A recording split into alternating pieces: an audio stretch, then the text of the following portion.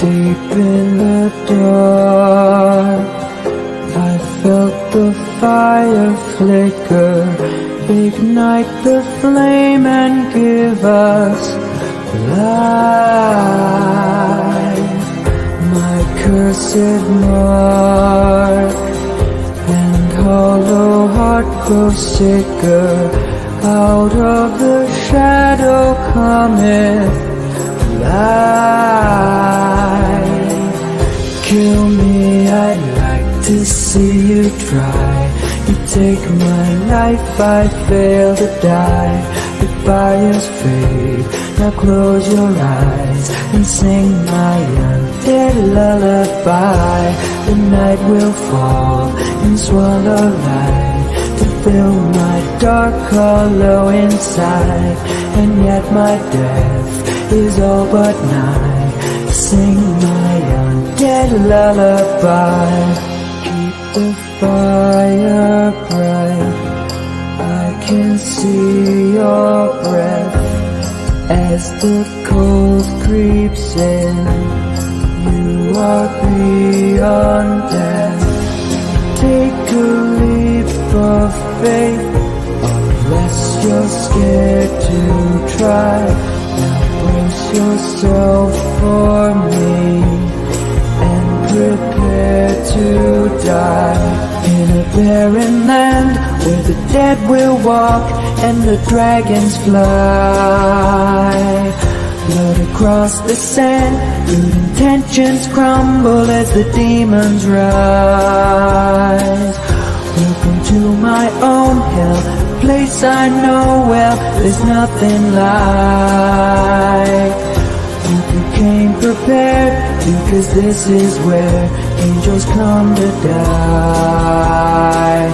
Bloodstains of the fallen plague this trail you're walking. A warning to be hearkened. Eyes of fate are always watching. Desecrated grave forgotten. Seed of evil in the garden. Rise up from your coffin. Submit yourself unto the darkness. Darkness is falling. Grim Reaper's calling. Shadows are coming to life. I must rekindle embers that dwindle. Ashes and cinder will I rise.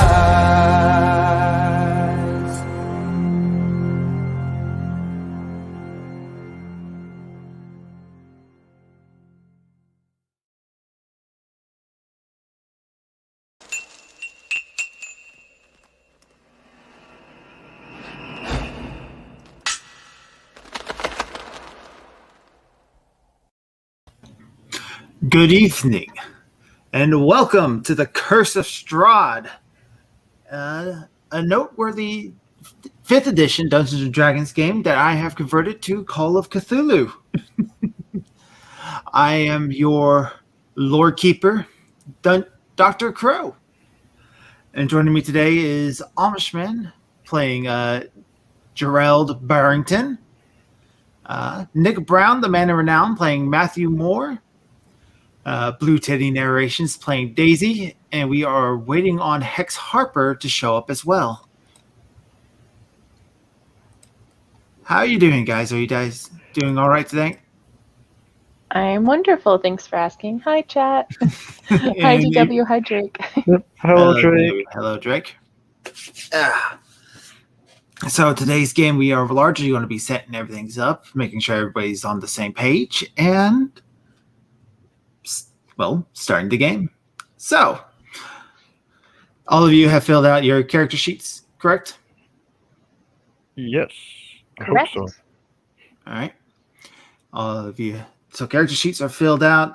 Is there any questions about the setting before we begin? Not really. I assume it's taking place on Earth, even though it's Curse of Strahd. Yes. So the setting that we are starting with is taking place on Earth in a steampunk setting set in the I believe I have it set to the 1860s, right about that time. Oh, 1860s. Okay. Yeah, the exact year is not as important, but it's the Victorian era. Okay. Yeah. Hello, Argent. It's good to see you. So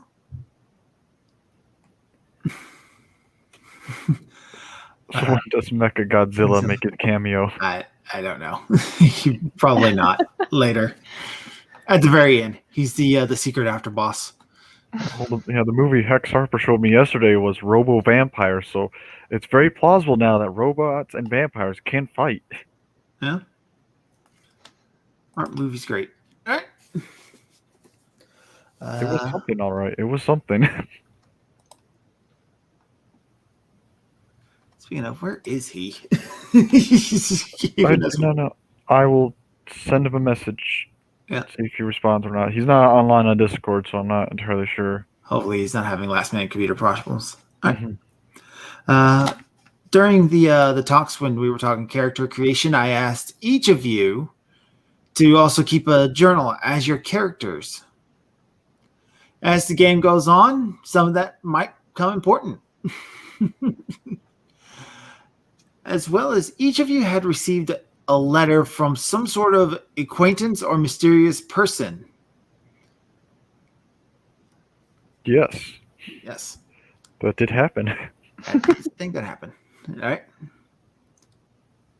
So, as you have boarded the train, following the directions of your letter, the soft sounds of the click-clack of the wheels on the track below, you all find yourself in the dining cart, alone.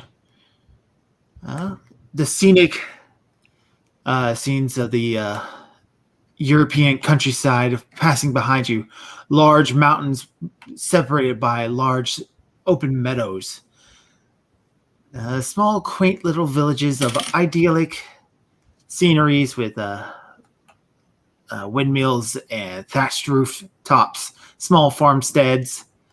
It is rather beautiful out here. Matthew Moore, we will start with you. Oh my goodness. So you had just finished your dinner that is provided on your train. What did you have to eat? Whatever was the cheapest, because I am poor as anyone can be. I can barely afford anything after the war. It's terrible. So whatever they had, that was the cheapest. It was hard enough probably to buy this ticket to get on the train on such short notice as well. Would you say that you probably maybe actually stowed away instead of buying a ticket? I may have done so. I will admit to nothing, though. All right. So luckily for you, small things like bread and water are provided. And as long as nobody asks you, what do you want for a main course, you'll probably be okay. Yeah, may have stole some scraps from other people's plates when they're not looking, but as long as no one sees me, it doesn't matter. They don't know. What they don't know won't hurt them. What they don't know won't hurt them. All right. So, yeah, that's what I'll probably be doing is eating some bread, trying not to look as shady as possible on this train, which shouldn't be too difficult, but we never know. All right. And sitting in a booth across from you is this slightly better off man. I think he is.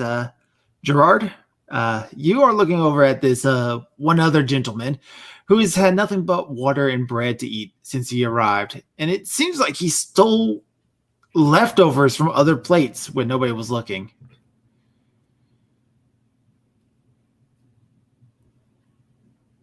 I say, you can't afford yourself some food, eh? No, sir. No, sir, I could not. How did you notice? Myself, I could notice these things. Yeah, help yourself. As you see, like on his plate, Much the opposite. He has steak, he has lobster tail, he has a very expensive bottle of wine you can't even pronounce the name of. Well, if you insist, sir, and I'll. Oh, no, meekly- no, please call me Barrington. Gerard, if you want. Thank you very much, Mr. Barrington. As I meekly walk over, very distrusting because I don't trust the rich as much as other people might. But I'll slowly sit down, and I'll take some food if he doesn't immediately yell at me. He openly lets you. All right.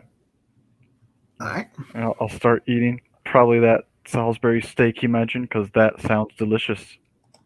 It is. And it's a real nice. It's like right there at medium rare. It's got just the perfect amount of sauce on the top of it. Not too little, not too much. Everything is just well cooked to perfection. This is very delicious, Mr. Barrington. Thank you for offering me this bountiful plate of food. Oh, it's nothing. Please, trust me. I have money to spare. I don't know what's that like, sir. Oh, it's quite spendless, if I might say so myself. I mean, I've made my money, and of course I go around and enjoy spending it. Well, I take off my hat. I'm like, if you could spare some change, sir, I would very much appreciate it. Then, if you're such like to spend the money so much, if you pardon my say so. Oh, but of course, and don't forget, that Gerard Barrington was the one who did this for you. I will not forget the name, sir. That's very rightful of you, and he will definitely hand over a couple pieces of gold. Right, and while these two are having their conversation, Daisy, what is it that you're doing in the dining cart? I am sitting on the edge of a seat looking out the window, very, very still, back very straight, probably ankles crossed and hands folded neatly in her lap. Very polite, ladylike manner of sitting. Mm-hmm. And of course, I do not eat, so that is not an option. So Gerard, apparently Matthew here is not the only one who's not been eating. You see this beautiful young woman sitting off just to the side of you as well. Would you like to interact with her as well? If I see that she as well is not as fed as I am, I will offer her some of the stuff on my plate as well. Actually, quite the opposite. She seems to be very well off, but you, judging by the way she is dressed, you believe she may be some sort of servant of some kind, maybe a maid. Oh, please do not take my guise for not being eating yourself. That is very kind of you to offer, sir, but I'm afraid I do not require such things. And when she speaks this, you are shocked to see that her mouth does not move. And on a closer inspection, you notice that her skin almost seems porcelain in its nature. In the way she moves, it is almost robotic. You've heard about these sort of creations all the way from London. These dolls, so to say, they're automatons that are meant to be as close to human perfection as possible. Made by a mysterious doll maker for the very, very rich. Well, I'll say I never have seen one even in person. Yes, well, I suppose we are quite rare still, though the doll maker is hoping to expand his line as much as possible in the coming years.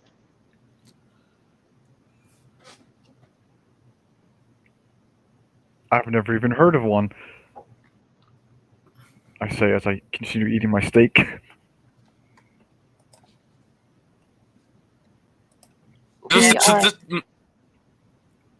We are dolls designed to fulfill various tasks.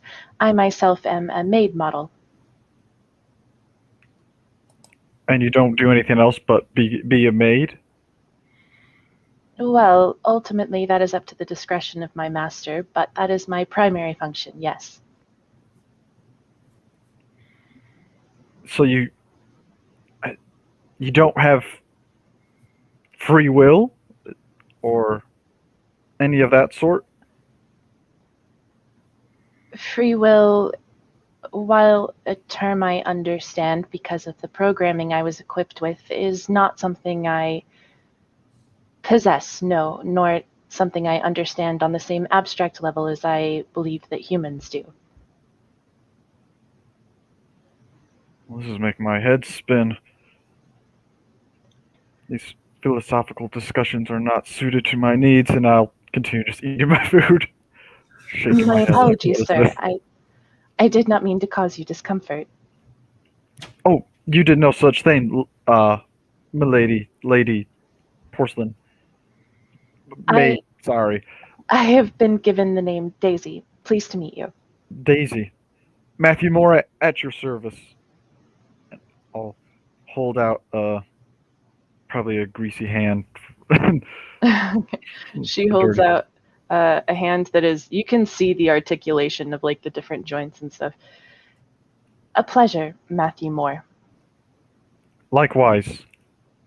I'll shake the hand. There's probably no dirt and grease and whatever muck is on me now on your robot hand. You'll probably have to clean it. She just very discreetly finds a napkin. All right. So as you are making your small talk with one another, the conductor walks in, and he's just walking up and down. He stops at the various booths and asks, "My lords, my lady, are you finding everything to your satisfaction?" Yes, it has been a most pleasant journey. Thank you, sir. Mhm. I would just like to let you know that we will be pulling into the Miss Aurora station soon.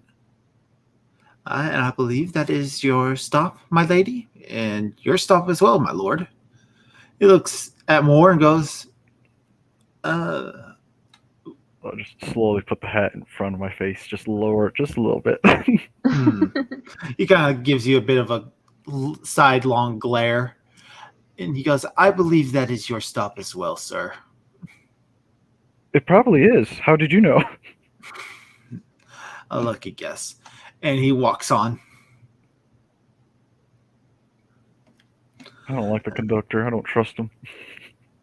I say aloud. Just trying to throw away all shade that I'm a stowaway. Nope. Okay. Yeah. So time passes. The idyllic countryside changes. The mountains off in the distance, they take on these large, almost plateau-like shapes. And you can see castles, very old and very ancient, sitting atop a number of them, almost flush with the rock below. You pull into this station it's very basic, very wooden. This is a very, very small stopping point.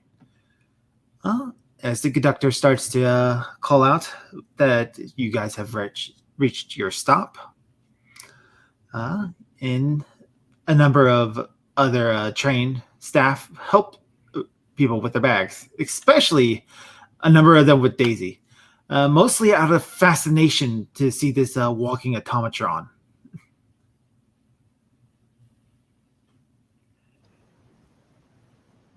Is there any? Oh, sorry. Thank you, sirs. Really, I can get my own bags if such a thing is permitted. And they kind of like look at you and kind of go, yes. And they obviously you're not a very common sight. You hear one of them mutter, "It's like we have an automatron on the cook cart, but it's nothing like that. Yeah, it's all just brass and steam. This thing, well, it almost like a person." The doll maker is very dedicated to his craft, and making lifelike dolls is his life's passion. They give a bit of a jump, and it's like they obviously didn't expect you to respond to that at all. And they kind of bashfully back away. Oh, it would appear I've caused offense. I apologize. My hearing is slightly sharper than that of the average human. It's no problem, lady. My lady. We'll leave you to your bags, and they scurry. Okay. She picks up her bags and heads towards the castle. Is that where we're going? There is a carriage waiting for you, and there is a man sitting in the coach seat, kind of like looking out over the small little crowd of people who are getting on and off the train. It's more people getting on than off, and he looks down at you, Daisy, and goes, you're the you're the pickup that I'm supposed to get, y'all." I suppose so. I'm on my way to Castle Ravenloft. He gives a bit of a shiver. I am to take you to the village of Barovia. My lady, I implore you, do not go to that valley. It is a cursed place. I don't understand. I was given instructions to go to Castle Ravenloft, so however far you can take me in that direction, I would much appreciate it. He kind of looks down, rubs his hands nervously, does a quick cross over his chest and face, and goes, "All right, miss, you go ahead and climb in now." And I do. All right. Barrington, you were close enough to overhear that this man was going to Barovia, which is the valley you're also trying to go to. Ah, I say you're going to Barovia? Yes, sir. Wouldn't be so humble to let a good lord follow with. My lord, I was just supposed to pick up the doll.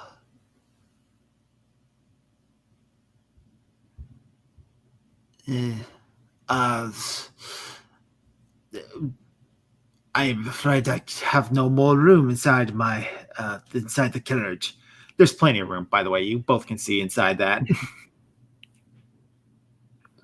Oh, my good sir, I'm sure I can make it more far worth your while to allow me to accompany this fine automaton to where you are heading.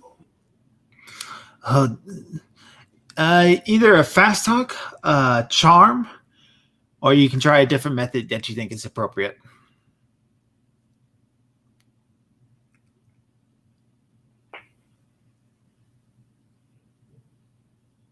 You fast talk and I succeed. 35 under 50. If the lady has no problem with it, I suppose you can come along as well. I have no objections, no. Very well, my lord. On you go. More, do you want to also try to get on this carriage? I probably can't, but I don't have really good fast talk at all. But I've been used to long walks, so. But I'm more curious before they get on, because I've heard they're all going to Barovia, which is also where I'm like in the destination as well, which I found very curious. May I ask, Mr. Barrington and Miss Daisy, why do you head to Barovia?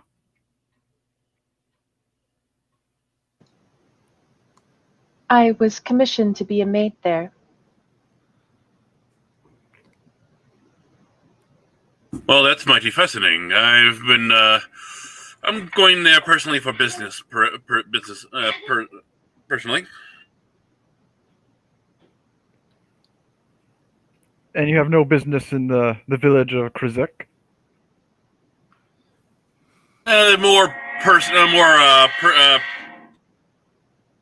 more pressing matters at Barovia. I will probably do back come here.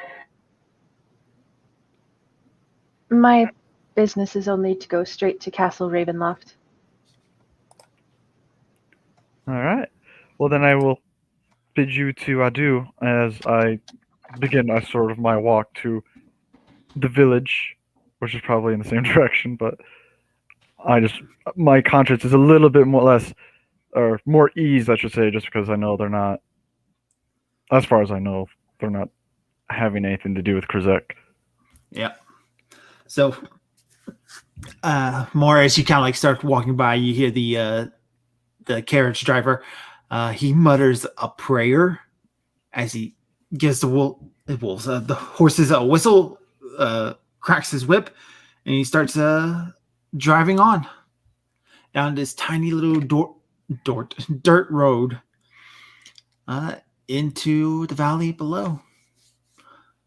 After about an hour in the carriage, the ride starts to become far more bumpy for you two. To the point where it almost jostles you out of your seat a couple of times.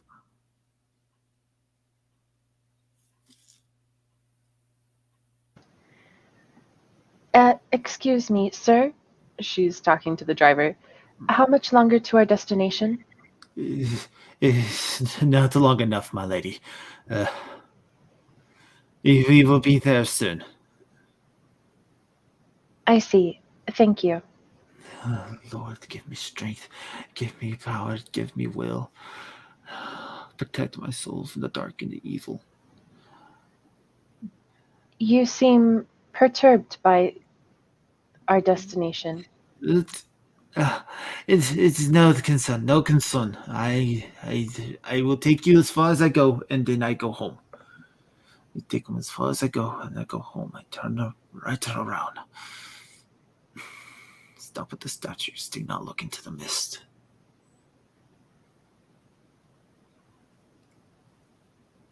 Yeah. As eventually the carriage comes to a stop. Looking out your window, you can see that the forest beyond is just filled with mist. The thick pine trees, some of which still have snow on them, despite it being fairly middle of the year. Very cold location. You hear the driver get up off the carriage.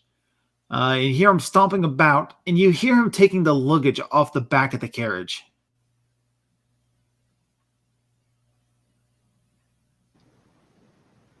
Oh, thank you, sir. I can take my luggage from here. Yes, you can. And he kind of quickly stuffs it into you.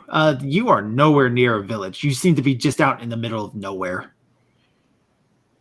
Could you perhaps point me in the direction in which I should walk? My lady, if I cannot talk you out from going into that place, your destination is that way. And he points west down the road. He looks at the Lord and goes, I apply the same to you, to my Lord. Do not go into that valley. It is an evil place, a cursed place. Good sword, what makes you so jumpy? What makes you so certain of this? It's a cursed place. It's a vile place. And he does another cross symbol over his chest, muttering more prayers as he's getting back up into the driver's seat. My good sir, there's no such things as curses and all sorts of that thing. He looks down at you and he goes, you will believe, sir. He gives a shout to his horses, turns the carriage around, and starts galloping as fast as possible back the way he came.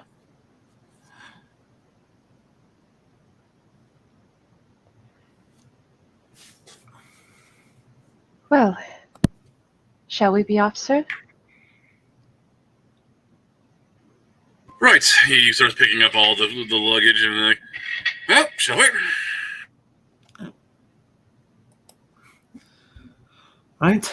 As you progress down the road, you had a very long walk ahead of you. Mhm. But eventually, you start to hear what sounds like a carriage coming from up ahead. And you almost have to throw yourself out of the way of the road as the carriage just comes careening past as if it's running from some sort of vile wickedness. I dodge back. I don't yell at him. I just look confused as he's probably riding the carriage back, and I shuffle my duffel bag a little bit, filled with some guns, and I pat my left shoulder pocket where I have my pistol, and then I'll continue walking, humming about. I've been used to long walks before. I've done longer ones before, and I will again, I assume. All right. Continue my walk just humming to myself because I can't whistle in real life, so I hum. All right. As the party progresses, your walk is made slower. The clothing you wear, Daisy, is not made for travel. It's made for servitude. And Gerald, you weren't expecting to go on a hike, so you don't have your good hiking shoes on. You're wearing your finer stuff. And the road is just covered with these potholes, filled with water that stand out like dark mirrors.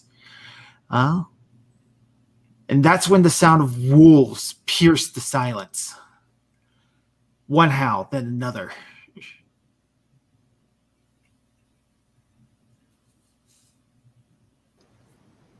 I am not used to such creatures. Can you tell how far away they are? I don't know. Can I? If you have any sort of skill that relates to animals or animal knowledge, I'll allow that. Otherwise, I will allow a listen check to see if you can try to pick in on how far away they are. Oh, well, they do have listen. We'll roll that. Yep. So I succeeded on my listen check. All right. With a listen check, as you listen in, you hear the howls. Sounds like they're pretty far away. They're not like just right on the other side of the trees. It sounds like they're far, far deep into the forest. And it sounds like they're progressively getting a little bit further and further away, almost as if they're chasing something in the opposite direction.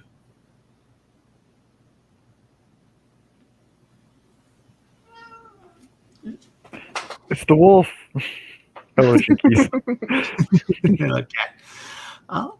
As you progress down the road, knowing you're not in danger of the wolves, but it's still kind of eerie, you eventually come to this massive iron gate, two multi-story tall stone statues standing side by side of it, each one holding a sword point down into the ground. Both of the statues have their heads completely removed, having fallen off due to age and time. You can see them resting by their feet in the weeds of the ground. Cat, come on.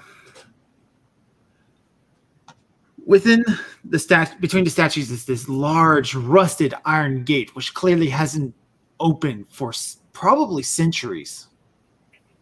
Vines have started crawling up among it. The weeds choke heavily here.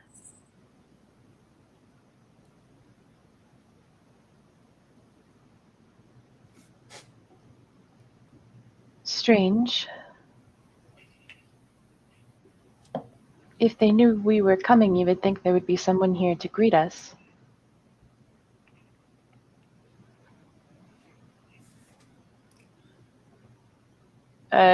Is the gate locked? It is like it's huge. It's huge. This is like 2-3 stories tall. Like you have to spin a giant thing to make it move type of gate. Yeah, this is like meant to like stop an army gate. Portcullis kind of thing. Gotcha.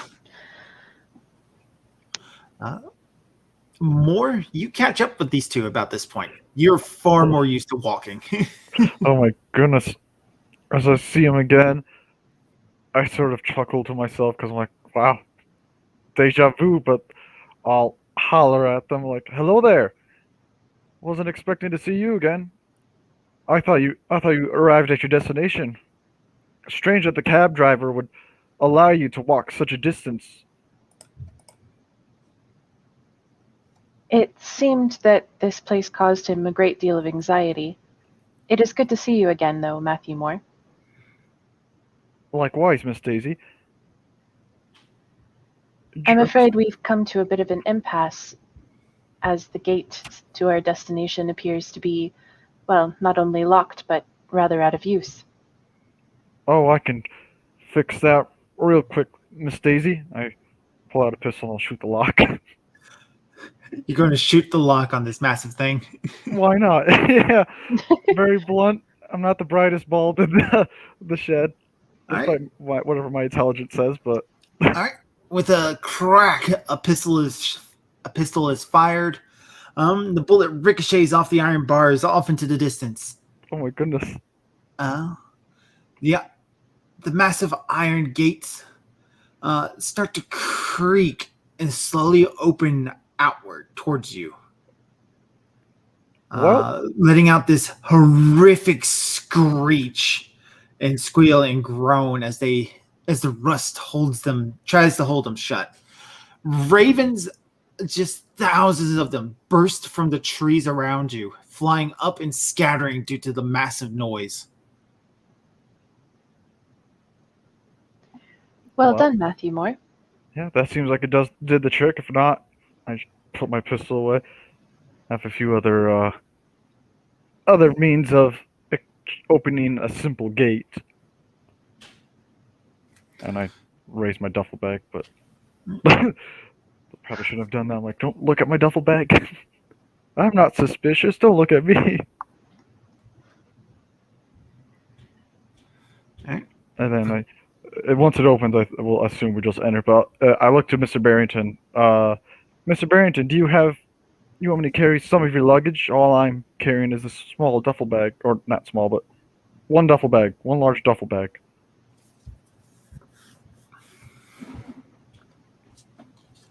I could use some more money, Mr. Barrington, if you need me to carry some more of your luggage. By all means, I won't stop you from helping me carry some of this. Well, thank you, Mr. Barrington. Whatever luggage he has, because I assume rich and noble, a lot of luggage. He probably has like at least 2 trunks with him. I can help wheel at least one trunk. All of a sudden, Daisy stops in her path and turns to Barrington. Wait. Are you going to be a guest of Castle Ravenloft? Oh, no. I've not really a guess. Is that I've got a business deal, and perhaps I've received a letter about some land has become available here nearby. But it was an invitation to Castle Ravenloft? Yes, to talk with the person who runs Barovia, in charge. She rushes over to you and does a little bow. Forgive me, please. I'm to be a maid of that establishment. Would you allow me to take the rest of your bags? Like, oh, right, because you're a servant. You're supposed to be a servant of that. I mean, it is your service. By all means, I won't deny you of what you're programmed for. Thank you, sir. I apologize for not realizing sooner. Oh no! I'm just supposed to be a guest of his, the whoever owns the place. Exactly, and it is, of course, my duty to serve my master's honored guest. How much luggage is she carrying? I want to make sure I'm carrying more than her. Even if she's a robot, she is still technically a lady. Would you say Daisy probably wouldn't be carrying much more than probably a change of clothes? Yeah, no, her luggage would have been almost non-existent. Literally just like wigs and a little bit of clothing. Okay. As long as you're not carrying more stuff than myself, just because I don't want you to. She probably has like one small bag that's hers, and then whatever Gerard handed her. Yeah. I am as gently as possible, despite being who I am. So, Gerard, life has been made a lot easier for you now that you don't have to carry all your own stuff. You got a manservant and a maid. it's definitely made the walk easier on you, but it's still slow going process. This is meant to be a carriage ride, not a footpath. And as you continue forward, as you get about half a mile away from the gates, you hear them just suddenly and very quickly slam shut, almost like a peal of thunder through the forest. Yeah. Interesting. Ominous. Anyways, I wonder who controls the mechanism that opens and closes the gate, and where they're located. you think there was a mechanism to that gate? I assumed it was just unkept and disregarded.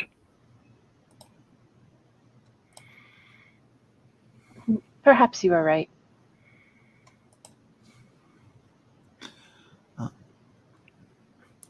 As the walk continues forward, you can start to see what looks like a small village just down the road ahead of you. And this awful, wretched stink starts to permeate the air. Ugh. Used to that smell. You are very used to that smell. I need you to roll a sanity. Oh my goodness. Sanity. It has to be below what my sanity is, right? So below Yes. 65. Alright. 33. That's a success, but you recognize the smell of someone dead. Oh, that kind of smell. I was thinking sewer smell, dead body smell. Okay. Mr. Barrington, I'm going to need you to hold on to your luggage once again as I give him the luggage, his luggage back, and then pull the duffel bag over my shoulder, and then quietly take as stealthily as possible, take the pistol and put it in my pocket, in my hand, so my hand's around the pistol in the pocket, and then the duffel bag's around my shoulder, just in case something happens. All right. And I'll quietly also just take the lead before So these two. as you take the lead, your nose tells you that the scent is just off the road to your left. If you want to go investigate it, you can, or you can keep moving towards the safety of the village ahead of you. I'm gonna let these two go by because I probably don't want them to see whatever this is. I won't say anything. I'm just gonna sort of stay in here. I'm like, give me a second. Got some rocks in my shoes. Go on ahead. All right. Do you two go on ahead? All right, yeah, go on ahead. Yep, so do I. Want to get away from that smell. Some more. They continue on ahead, and you go to inspect the area. Yep. It's bad.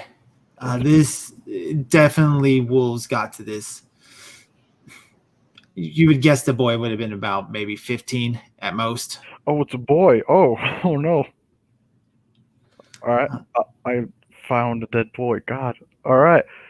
And something got to him because you found parts of him, not all of him.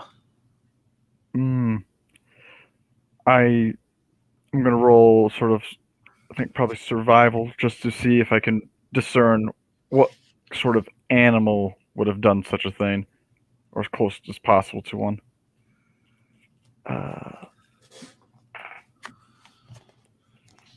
40, which matches survival, which is a 40. So is that a pass or even, or do I need a? So you got what was a success? 40 and equal to 40. 40. Yep. So if you get your number or lower, it's a success. So, okay. Well, you're not able to tell exactly the animal. Actually, no, scratch that. You can tell that an animal would not have been so precise. Someone killed this boy. But also with that roll, you notice that it looks like there's a note crumpled up in his hand. I will go down and take the note from the boy's hand if rigor mortis hasn't set in yet. It has not. So you are able to take it from him. And do you want to read it, or do you want to just stuff it in your pocket real quick? I will. Oh yeah, maybe. I don't want to read it out in the middle of the open, but I do want to read it. So, decisions. I think I'll read. I'll read it real quick. All right, read it Keeping real my quick. hand on the pistol, just in case. All right. Hail thee of might and valor. I, the burgomaster of Barovia, send you honor with despair. My adopted daughter, the fair Irene Coriander, has in these past nights. God, I hate the writing in this book because it's all cursive. No worries. My character struggles with. I assume my character would struggle a little bit with reading anyway, so that fits perfectly. Has been these past nights bitten by a vampire. For over 400 years, this creature of the damned has fed off the blood of my people. How my dear Irene languishes and dies from an unholy wound caused by this vile beast. He has become too powerful to conquer. So I say to you, give us up for the dead and leave this land with and encircle this land with the symbols of the good. Let holy men call whom that power they develop may be contained within the walls of the weeping Barovia. Leave our sorrows to our graves and save the world from this evil fate of ours. There is much wealth entrapped in this community. Return from your reward after we are departed for a better life. Kolian Yondovich, Burgomaster. Burgomaster. Okay. After reading that, I am going to go walk to the village, sort of sound the alarm that there is a dead boy over here, quietly to like whoever is there. But I'm also, as walking back, I am going to write what that note says in my journal, word for word, or as close as word to word as possible. All right. As you do so, you catch up with Barrington and Daisy. Yep. And in this village, it is a depressing sight. Just about every one of these small, thin homes is boarded up. Those that are not have broken glassed out windows, doors that are bent and broken down as if something tore its way inside. Some of the lots are filled with ash and burnt remains of houses. There appears to be almost no people. This is a familiar sight, but off in the distance somewhere, you can hear the wails of someone crying.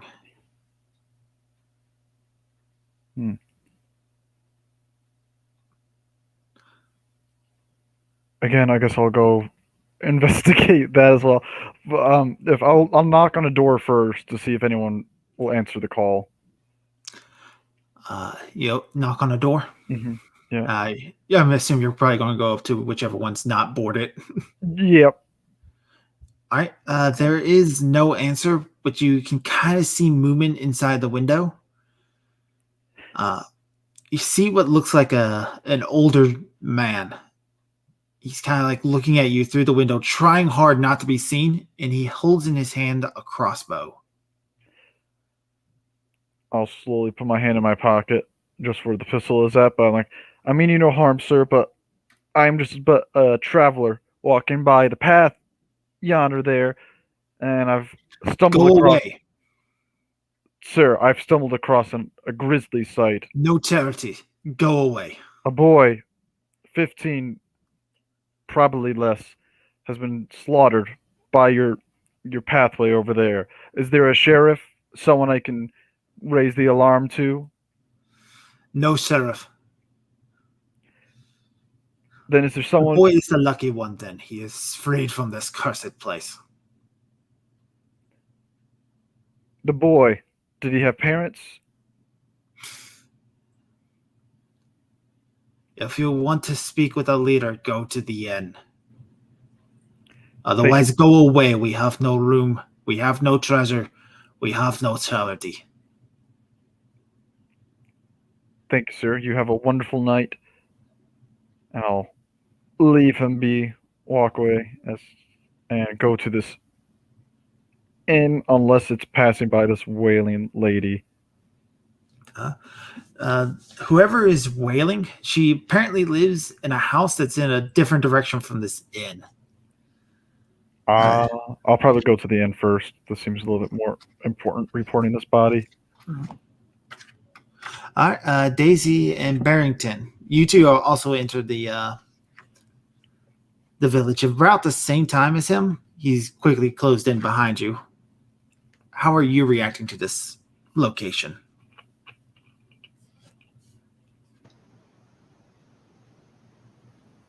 Imagine. Go ahead. Barrington, do you hear that woman crying? Kind of hard to miss.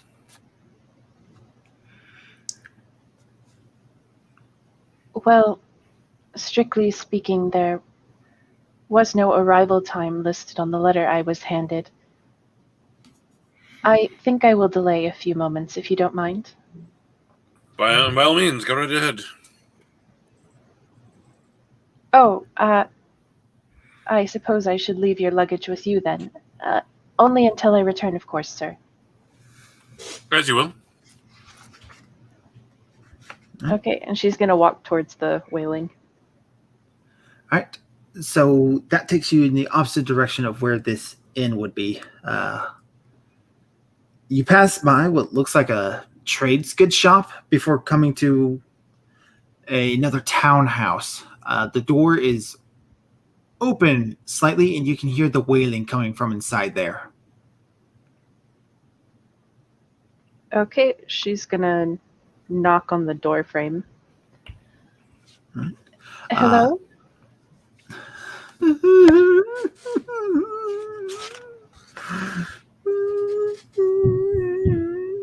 Miss, is there anything I could assist you with? Gertruda? Gertruda, is that you? No, ma'am, I am a doll. My name is Daisy. My Gertruda, my lovely little Gertruda. May I enter? Enter.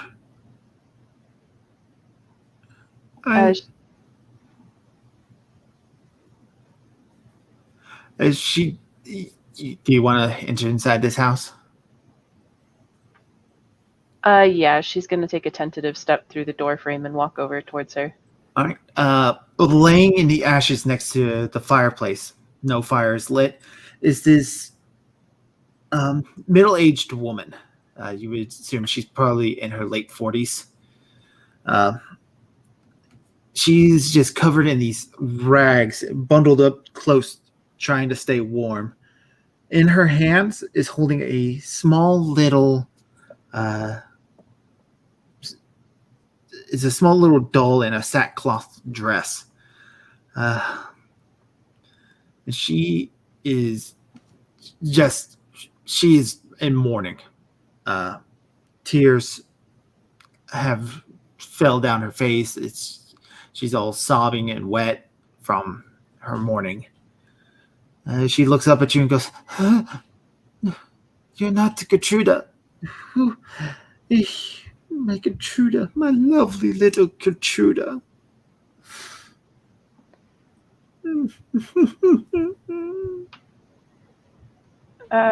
What does the doll look like? What kind of shape is it in? It is malformed and has a strange leer.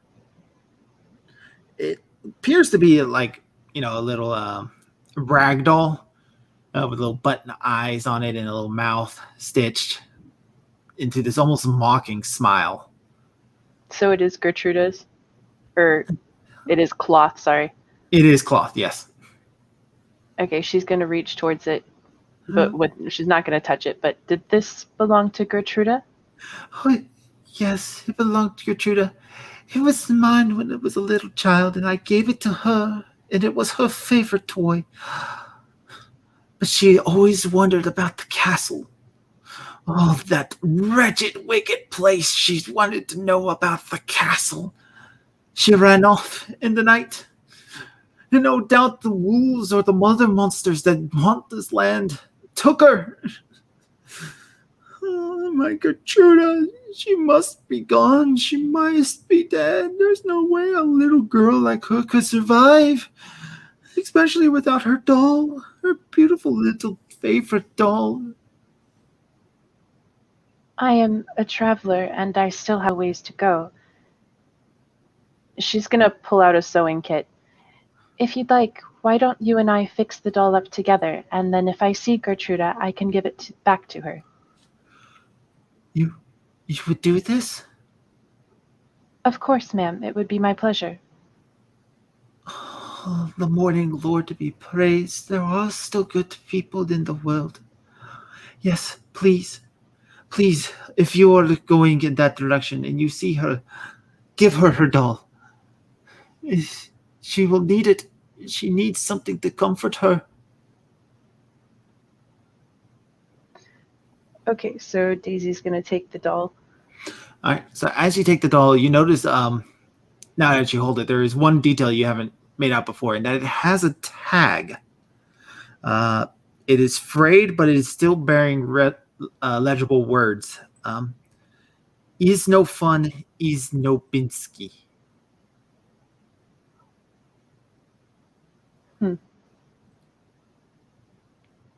Is that a phrase she recognizes? No, that's not a phrase you would recognize. Okay.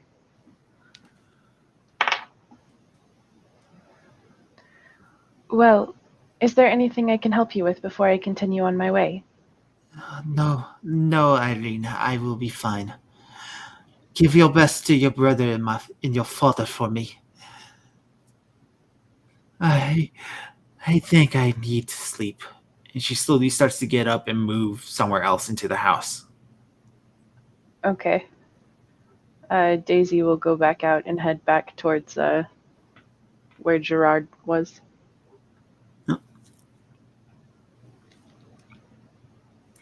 right. So Gerard and Moore, you are both standing there waiting for Daisy to come back. As you're looking at the large inn that dominates the center square. A single shaft of light thrust illumination into the main square, its brightness looking like a solid pillar in the heavy fog. Above the gaping door, a sign hangs cautiously skewed, proclaiming that this is the Blood on the Divine Tavern.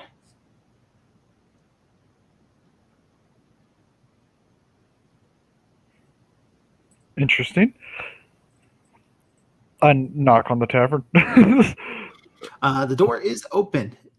Partially, you can just enter. All right. And then I shall enter.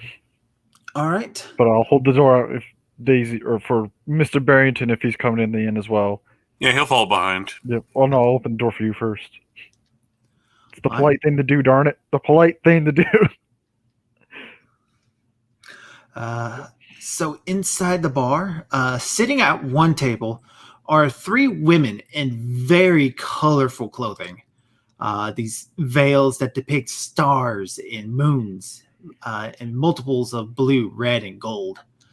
There is a man behind the barkeep, you assume, just slowly cleaning one glass mug, just not staring at anything particular off in the distance.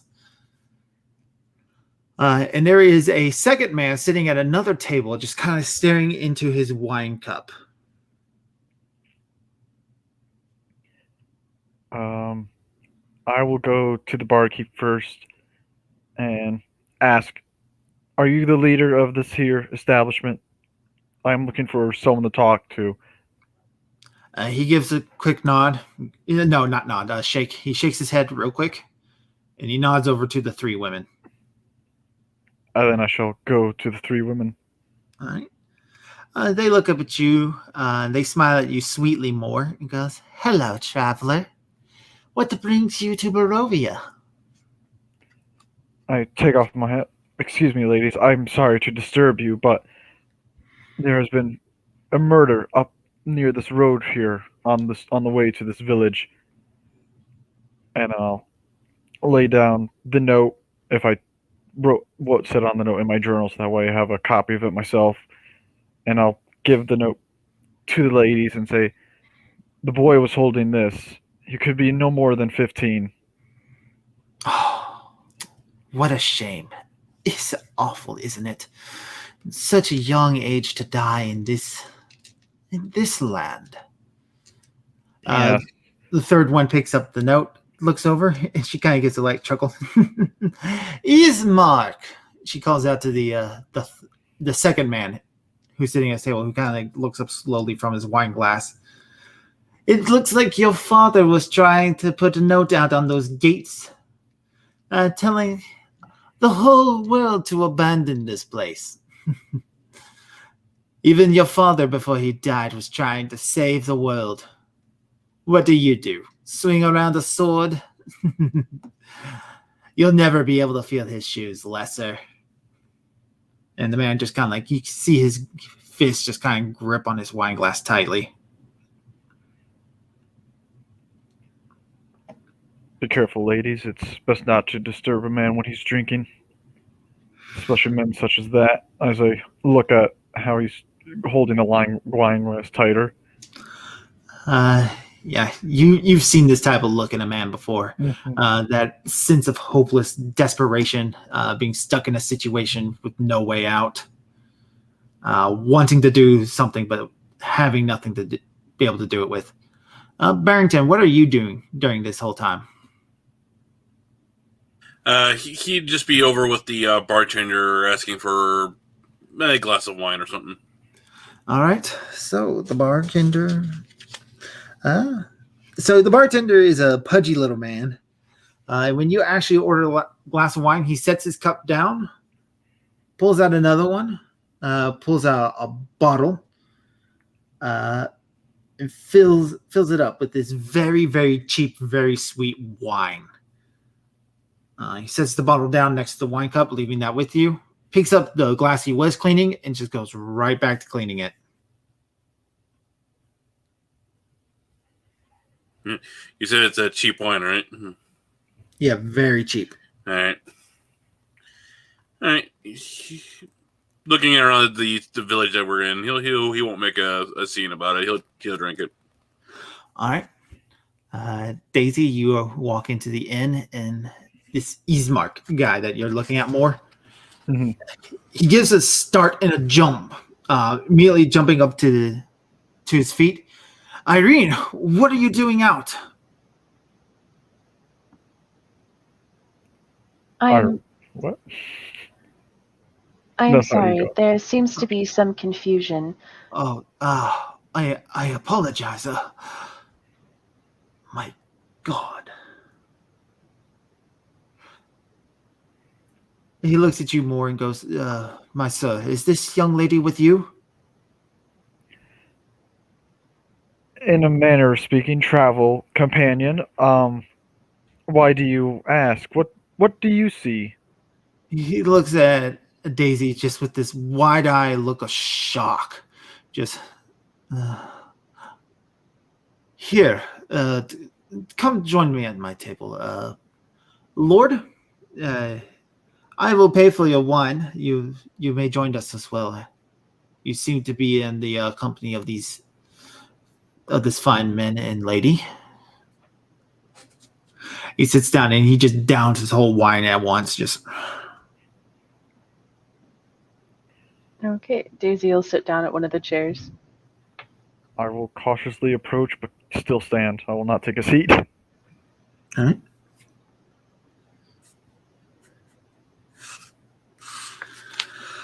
Sir, do you mind? Why is it that everyone in this town seems to refer to me as Irene? Well, Irene is my adopted sister. You look just like her. Does she now? She's pardon my French, Miss Daisy, but she is a porcelain doll of sorts. That is correct. I am a doll from the dollhouse. I was commissioned by the master of Castle Ravenloft. Morning, Lord, guide my soul. You were hired to be a servant for the devil?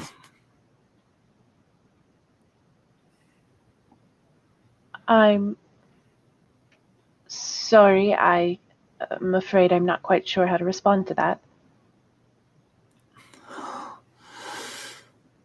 This land is ruled by a wicked master. He is, how to say this in English? We call him the Devil Strahd.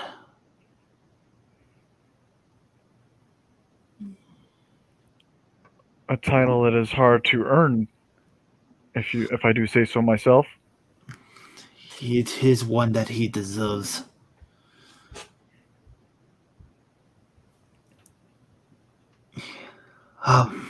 My apologies, I am being rude.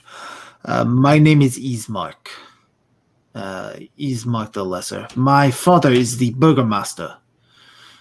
Or was the Burgomaster. That boy over there on the pathway was your father? No, he was not my father. Who was he then? That was Korlovik. He was a young boy. My father hired him for he was the fastest runner in the village.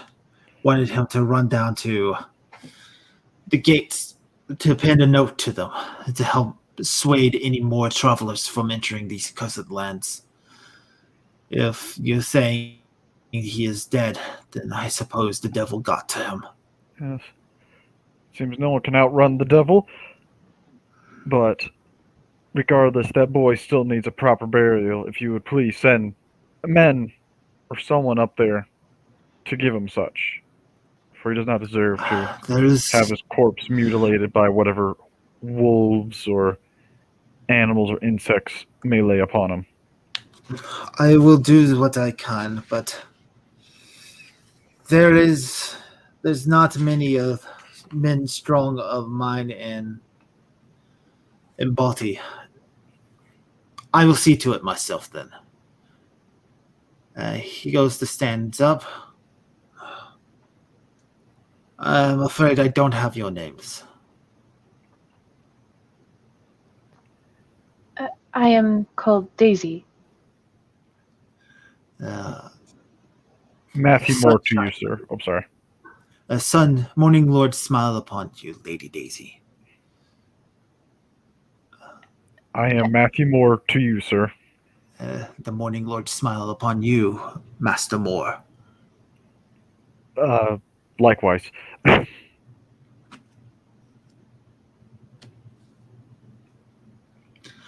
And of you, good lord? Oh, I thought it was over by the bar. I didn't know he was near me. He called you over. Oh, sorry. Gerard Barrington. That's us. It is Morning Lord, smile upon you, Lord Barrington. Please, as travelers to this land, and I guess as acting burgomaster of the village of Barovia, I invite you come stay in my manor for the night, while I tend to the matter of this lost soul. Well, a free roof is a free roof, so Matthew will say, I accept your gracious invitation, new Burgomaster. However, before I go, I must do some prayer for myself, especially after entering such a wicked village as you describe it. Is there an abbey nearby where I may do contemplation and prayer? The only abbey that I know of is on the other side of the valley. It will take about a day to get there. As for the church, I would avoid the place. It has earned a reputation for being cursed. The Abbey will do just fine. I will head there then in the morning.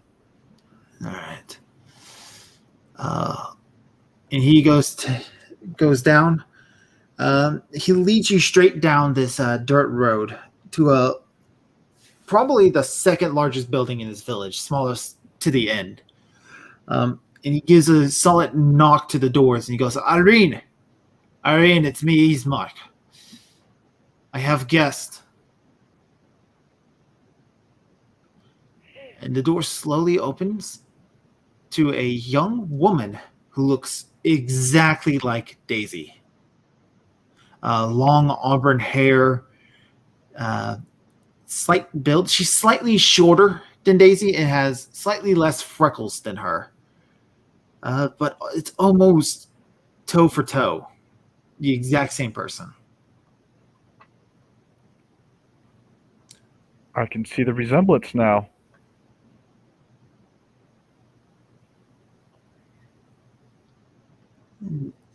This Lady. woman. Yeah, go ahead. Lady Irene, pleased to make your acquaintance. She just kind of stares at you dumbfounded and goes,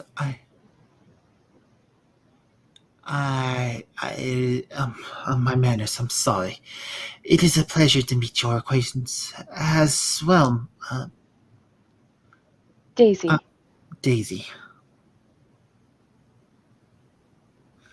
Ismark walks in and goes, and he kind of stops to look at the three of you. He does not invite you in.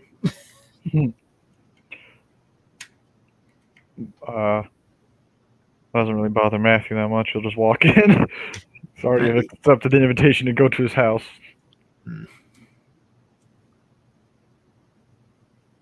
Problem, Ismark? No, it's just a precaution. The house is heavy with the scent of garlic. And it looks like all the windows have been boarded up. There are scorch marks all along the outside of the house as well. It looks like this place has been under siege. In what you would assume to be kind of like the den or living room, there is a coffin made from the scrap wood of multiple different pieces of furniture.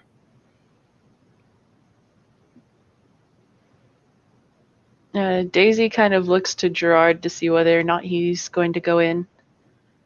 Are you planning on staying here for the night, Master Barrington?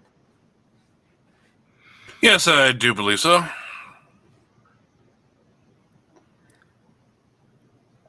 All right, then I suppose I will delay my travels to Castle Ravenloft for one more night as well, to make sure that my master's honored guest makes it there safely. Oh, very kind of you. So she's going to walk into the house. All right. He gives a nod as the both of you walk in. As he kind of like shows off the small rooms that you will be having, he goes, I apologize for the mess. We've been having a problem with what's the word? Vagabonds and their wolf companions. I'm sorry, wolf companions? The wolves work for the Devil's Strahd. They are his eyes and his ears.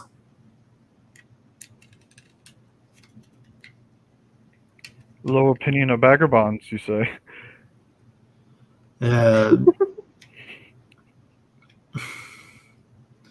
They are. It may not be bandits. Yes, bandits. That's the word. Strong arms, mercenaries. Gypsies. I am not familiar with this word gypsy. We have gypsies are a traveling people, yes? Traveling people that can be sort of sometimes hired for arms and dealings. We have Vistani here in the valley. The three girls who own the inn, they are Vistani. Interesting. May I ask, since we're talking about your splendid town, Splendid. splendid, wicked, shall I say, why the coffin in your living room? That is my father.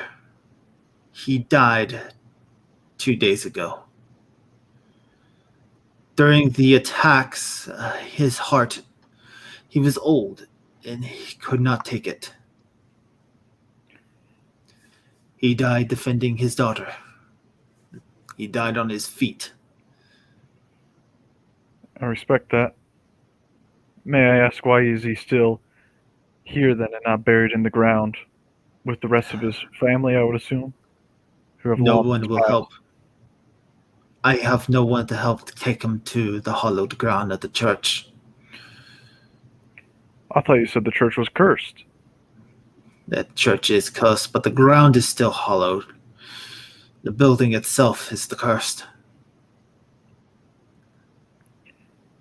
I need to take Irene to a safer place than this village. Those that have or would have already run, have already left. Everyone else here is either lost to the madness or dead, like that child. Well, both child and your father deserve to be properly buried. And if it doesn't take too much travel... I'm sorry. Irene's going to speak up and goes, I like this one. He speaks sense, brother. We need to put father into hallowed ground. And Eastmart goes, I know. But we need to get you to Vallaki. It is a safe town, away from the presence of the castle.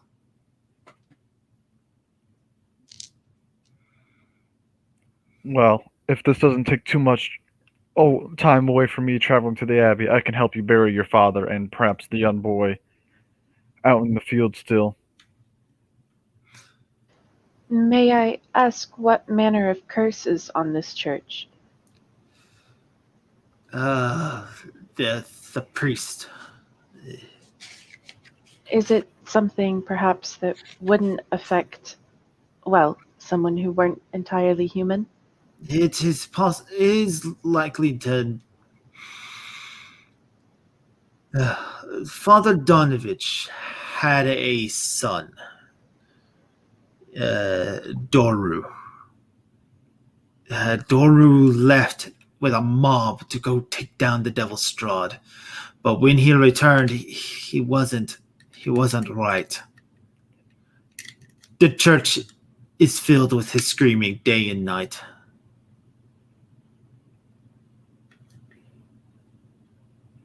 So madness has taken him? Something worse.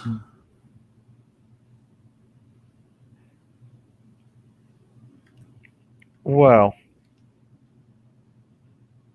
I will help you regardless take your beloved father into the hollow ground along with the boy.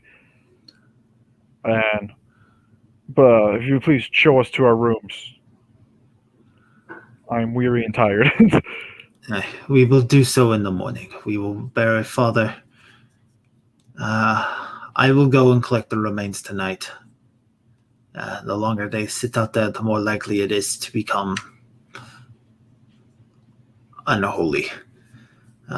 Irene, stay inside the house. We cannot let it happen again. No. And he shows each of you the rooms. Yeah, I definitely when he goes out, I want to talk to Daisy and Barrington. Just whenever he leaves, I'll knock on their doors and go into at least one of their rooms or bring the other. All right.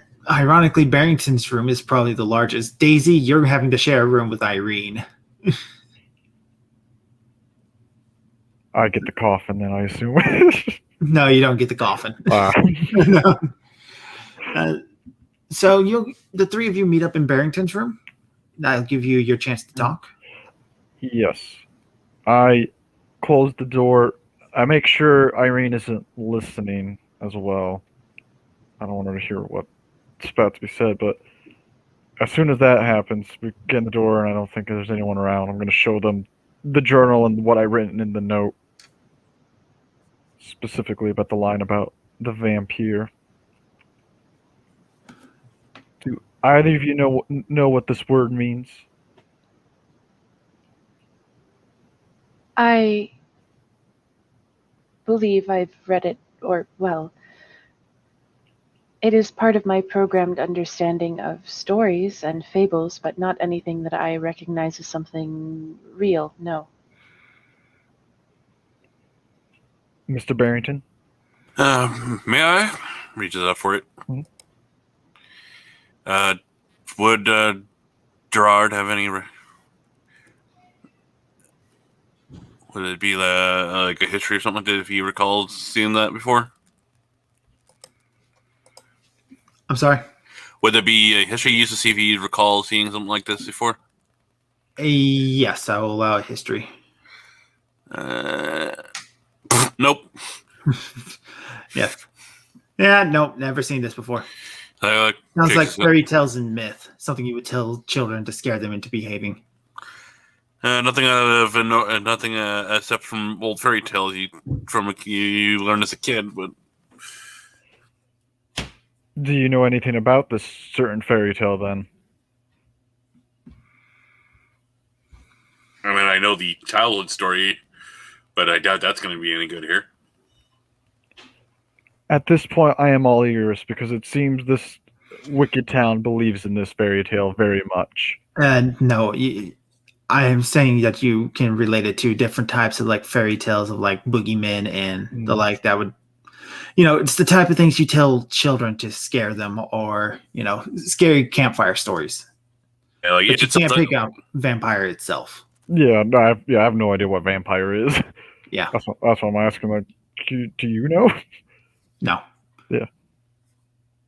Regardless, this town believes from where we are in the time, yeah, Bram Stoker's Dracula does not exist, so we don't know what the hell that is. Mm-hmm. Exactly vampires are. No. So yeah, he just Barrington just I don't know what vampires are other than just creatures in the night, but nothing of significance.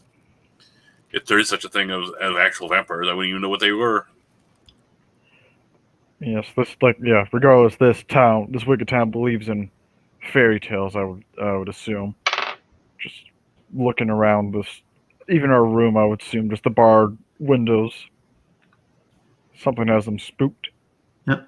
Even in this room, you can see cloves of garlic hanging from the windows. I'll tell you what the problem might be is they going to motion towards that castle. Years of oppression and fear, probably. I bet you this Strahd, I believe it was, is quite the ruthless individual. And so they've grown over the years, centuries or whatever, to just grow fear and start, I guess, making up stories as to why they don't go there. Centuries? How long has this Strahd fellow been in power? It could just be a fan. I meant that as a figure of matter, as it could be generations of Strahds. We don't know how many have been there. Usually, from in my travels, when you deal with these kind of dictators and ruthless people, that usually they like to put it bluntly, keep it in the family. Daisy's gonna kind of pop up to her feet, a little bit agitated. I do not believe it is appropriate for me to listen to this kind of talk about my master. Oh, yes. Apologies. I do apologize, but I also believe it is important to discern what is happening with this town and the people that lie within it.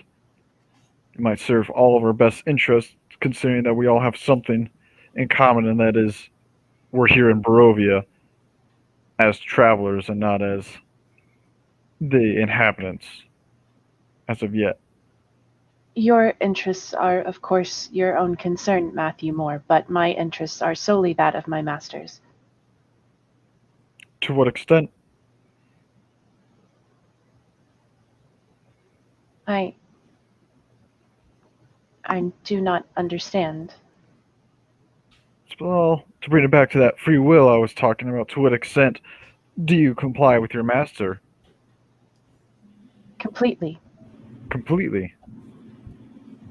So, if you were to say, murder an innocent boy like the one that is up there, would you do it? She's gonna kind of go stiff for a second, and then this message comes to you courtesy of the doll maker. Our dolls will perform your every command, and it is not the business of the dollhouse to advise our customers on the legality of their pursuits. However, as dolls are not legally recognized as citizens, by asking your doll to perform an act of questionable legality, you officially take full responsibility for any and all legal repercussions of your doll's actions. Thank you. Have a nice day. Came up in the first game. And she goes back to So her you prim way have of the sitting. three laws of robotics programmed. I think this time predates the robotic laws, but I know. something like that, yes. But I don't know what that means. I'm sorry. we'll talk about it after. Robotic laws, like, I forget. It's in the iRobot, the Will Smith movie. But anyways. Long story short, it's the laws that are supposed to keep robots from taking over humanity. I see. Okay. Yes. Well, that's a shame, Miss Daisy. That's quite a shame. You start to hear the footsteps of Irene starting to make her way towards your location. And then I guess I'll nod my head. Night to you both. And please stay safe as much as you can for a town such as this that will leave a boy unburied so near to the town itself. It's a bad omen. Bad just in general. She gets up and does a little curtsy to both of you. Good night, Matthew Moore. Gerard Barrington. And she's going to go back to Irene's room. Good night. So Irene is in the hall making her way towards your room, more where the meeting was taking place. And she has a sword for each of you, as well as a crossbow. And she goes, I wanted to make sure that you were properly armed, just in case. I am afraid I don't have any programming in operating such things. I happily take the sword and crossbow. Thank you, Irene. Miss Irene. I bid you good night. Irene is fine. Good night, Master Moore. And for you, Lord Barrington? He will very cautiously take the sword and crossbow. Like, thank you. I didn't think we'd be expecting to have to know combat here. If only it was so. So each of you have a sword medium, which would be like a rapier or kind of like a rapier, essentially. Each of these require your fighting sword. It does 1d6 plus 1 plus your damage bonus, your dice bonus. Excellent. And you said you took a crossbow as well? Yeah, whatever weapons were handed, I took. Just in case. Crossbow. I believe those are probably in the MISC. Yeah, I doubt I'll ever use the crossbow, but it couldn't hurt just to have an extra weapon just in case. I can't find it on my list here real quick, so we'll just look that up at a more convenient time. Mm-hmm. All right. So Irene takes Daisy back into her room, and she looks at you and goes, I don't suppose... this is awkward. I don't suppose you know why you look like me, do you? I do not. I know only that the letter that was sent when I was commissioned requested these specific parameters. And you work for the master of the castle? Yes, Why? I was commissioned. You are not you were commissioned. So you are a mercenary servant? I am a maid. A living doll created at the dollhouse.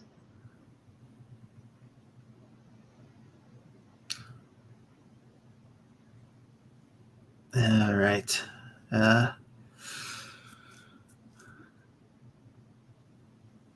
Very well. I don't.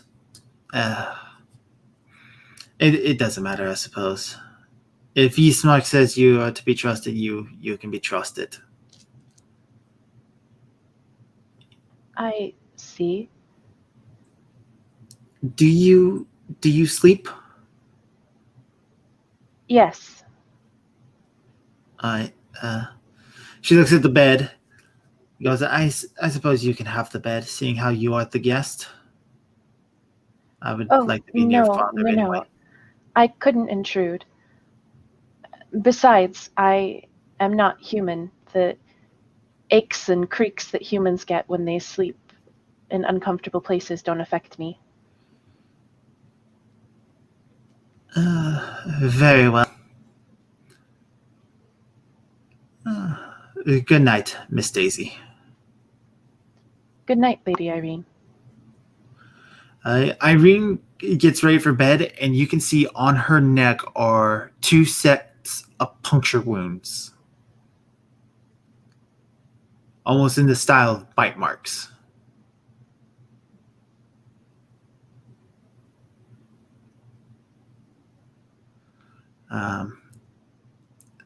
But otherwise, she puts herself to sleep, and very uneasily.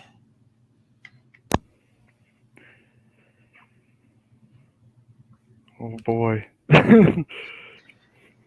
Yeah, and Daisy will just like curl up on the floor or something. All right. Eastmark returns at some point during the night. He does not make any attempt to be stealthy at all. He How dare he? I am trying to get my much needed sleep I in a think house he's that is more worried about being shot with a crossbow than being spotted. just in case. Understandably so, but how dare he? I am sleeping in his own house, under his own roof, trying to get a good night's rest. How dare he walk about in such a manner? In the morning, you are each greeted to a breakfast of hard bread, old eggs, and meat. It seems like they were sausage, but they've gone dry over time. It's not what you would expect of basically what you assume to be a mayor of some sort would have. Eastmark is kind of looking at the three of you, each individually, and he goes, I am afraid I have to ask you for a favor. What sort of favor? Last night we talked about how we need to get to the village of Valaki. My sister Irene will not leave until father is put in hollow ground. And I still need to put the remains of the boy into the hollow ground as well. I ask you to help us put father to rest properly and help escort us to Valaki. Is this Valaki on the way to the castle? Valaki lies past the castle. We will pass it up on the way there. Lady Daisy, I implore you, do not go to the castle.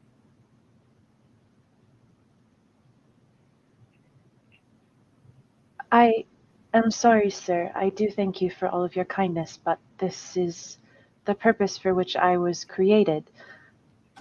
I was commissioned by the master of Ravenloft Castle, and so that is where I must go.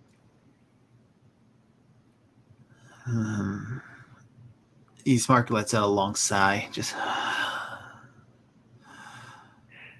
May I ask, Ismark, where is this abbey that you mentioned prior to yesterday? Is it near your destination?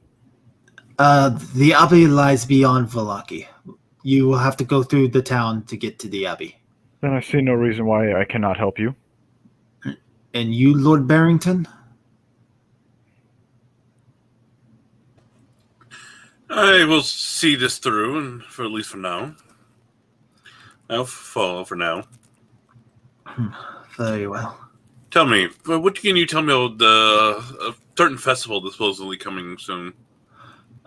From what we understand is that Valaki is a safe place, and they have rituals periodically to keep up the morale of the people. I don't know much about this, but apparently they are prepping for a festival they call the Festival of the Sun. I see. Very interesting. Well, I will be here at least until the festival, then perhaps some business, and then I may take my leave. But for now, I shall stick around for now. What is the Festival of the Sun? S-U-N or S-O-N? S-U-N. S-U-N. Yes. Interesting. I'm not entirely sure. A few months ago, they had a Festival of the Wolves, where apparently a number of the able-bodied men went on a massive wolf hunt through the woods.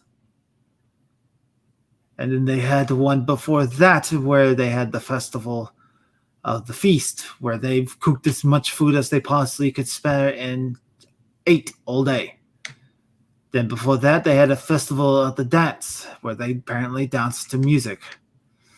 And this has been going on for 2-3 years, almost a festival a month. Curious.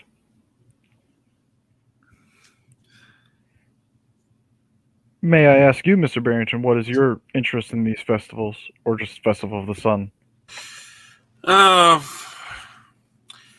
I've gotten word about it in my letter, and I have basically a contact of which told me about some business deals that will take place at the festival that will benefit myself and potentially, if it works out, this lovely town. I would hope so, considering what we've seen so far. Valaki is a much larger town than this small village. They even have a wall. Good for them. Just eating my eggs and stale bread. Yeah. This is a much better meal than I usually get on a daily basis, aside from yesterday. So I'll still eat that. Miss Daisy, are you gonna eat that? No, as I've said before, I don't need such things. Yes, you said before, but it's still She right thing tosses to him the ask. plate. Yeah, thank you. It is still the right thing to ask. I see. That's very polite of you, Matthew.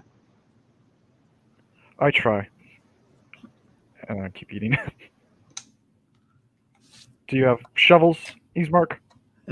Yes, I have shovels. One for each of us. He has 3 shovels. Clearly, he means the men. Mm-hmm. Mr. Barrington, have you ever buried a body before?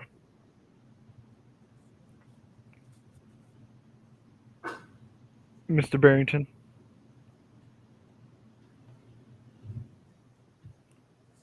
I'm tempted to go into the airplane references when the pilot was like, oh, I forget the kid's name. He was like, Jimmy, like, have you ever seen a gladiator match? Two naked bed or whatever. Just going for that stupid I joke. don't know.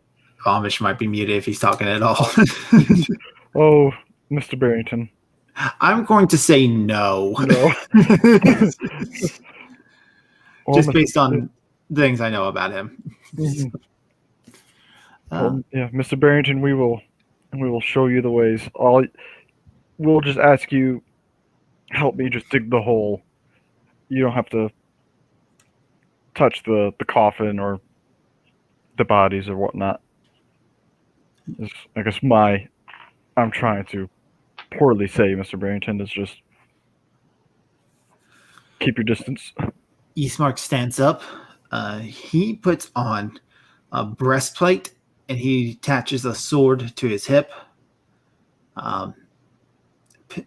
Moves over to the coffin and picks up one end of it, expecting probably you two to be the other two ball bearers. So as Irene takes one as well.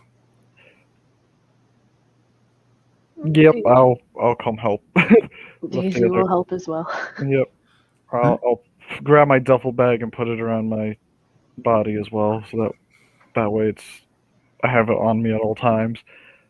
What should I roll? Something strength?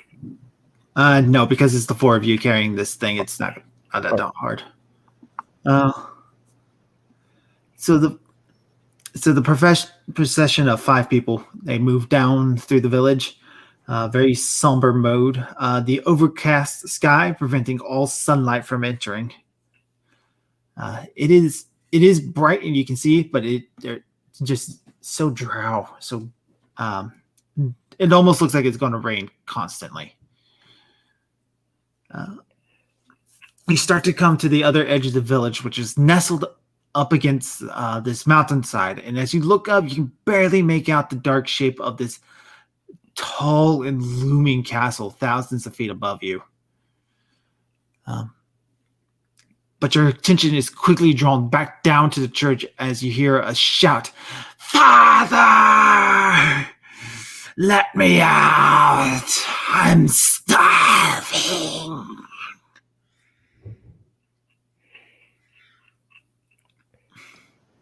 What was that? That was Doru.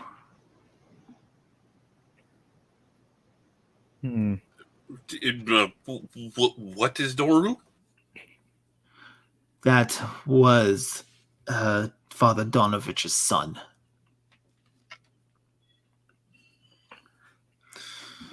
Will you come out and bother us? No, he should not. Set the coffin down here. I need to go inside to collect the father.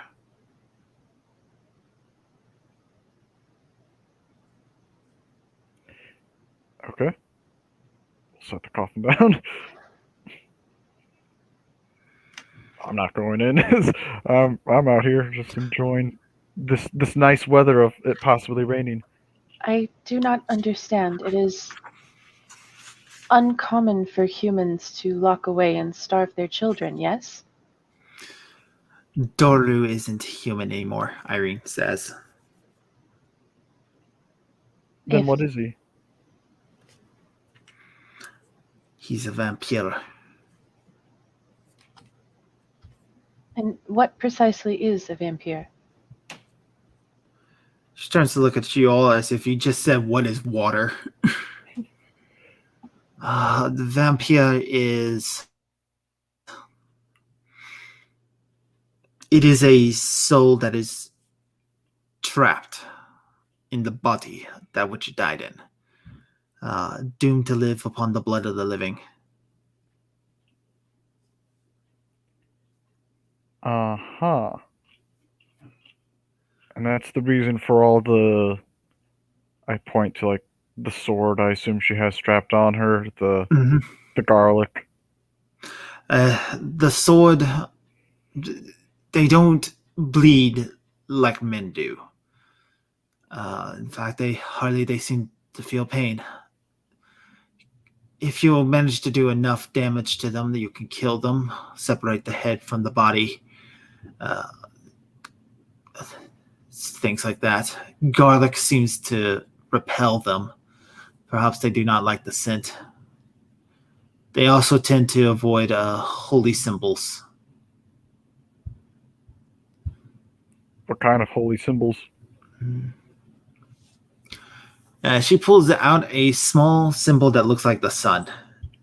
In this land, we worship a being known as the Moaning Lord.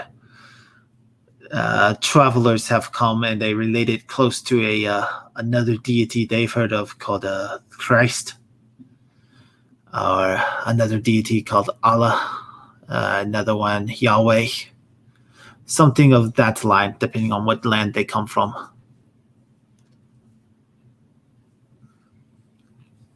The symbols are different depending on traveler, but they all seem to work the same. The power of the belief.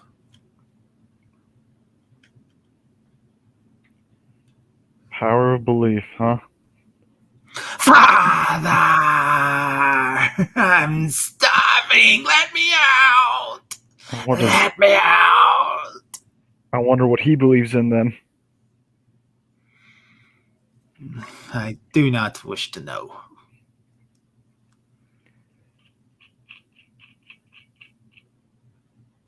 I guess. I'm not sure if I have any more questions for Irene. Ismark eventually walks out of the chapel, being followed by a man who looked like he once was a heavy set, but he's lost a lot of weight really fast. His eyes are kind of sunken in, tired, bloodshot. His hair is grayed. It's more slicked back from grease than any sort of product.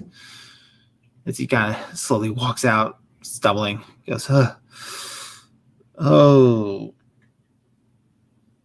Quarter then. He puts his hand on the coffin. We lost a strong man. And a strong boy. He turns to look at you. I make the sign, the cross, I guess. Father, whatever that, the sign. I'll take my hat off too and just set it to the side. All right. Let us go bury the dead. We should not waste time.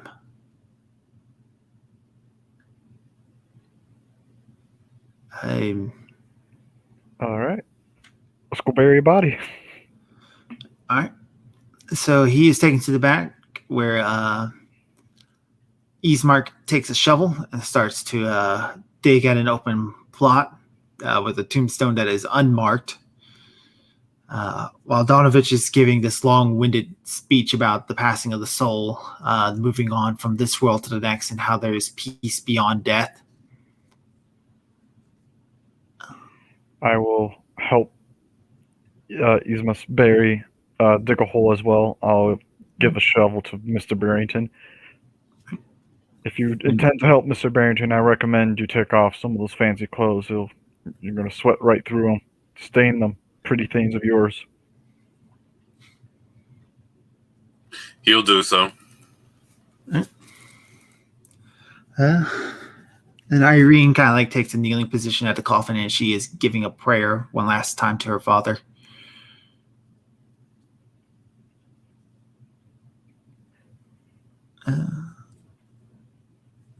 After a shallow grave is dug up, the coffin is moved in, and Irene and Ismark start to cover it back up, and they ask to do this one personally.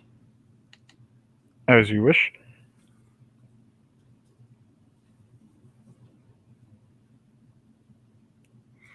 I will not. Yeah, I'm not interfering. I know what fellow soldiers will do, and all that.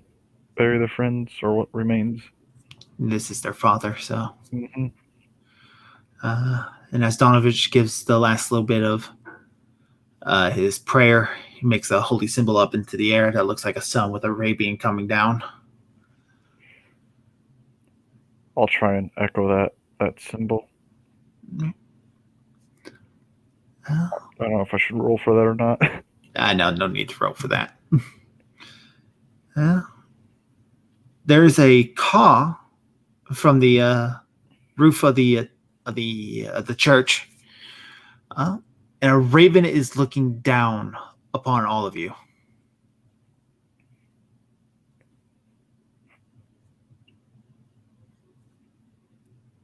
Hello, bird. Shoo. Donovich kind of like tells you, no.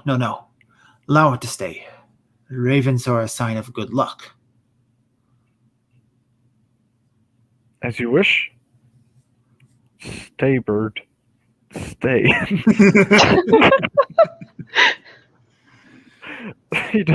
He's just like, all right, you stay. He treats animals like they're dogs. It's just like, you stay too. I guess, I don't know. Every animal is trained, right? They all know what saying stay and sit mean. Yep, exactly. Eventually, a second grave is dug for the boy. He doesn't get as much ceremony, unfortunately, as Donovich does the quick prayer. At that point, Irene... Does he not have any parents? No parents, no family members. I take one of the gold coins Mr. Barrington gave me the other night on the train, and I'll put it in the ground. Well, if I could put it in the coffin, I would, but if not, I'll just put it on top of it as we bury it. All right, so you bury a coin over top of the coffin. Yep. My sign of respect of sorts. Donovich looks at you and goes, you seem to be a man of good heart. I try to be, Father. I try, but I am no hero.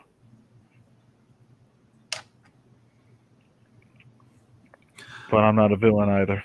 If you are looking for a safe place, I suggest you go to the Abbey Inn in Krez. It is a holy place, safe from the devil. That is my destination. To get some good prayer in, of course. Good. You are a good man. Take Irene with you. Eastmark thinks they will be safe in that city of Lucky town, whatever you call it. I have a bad feeling about it.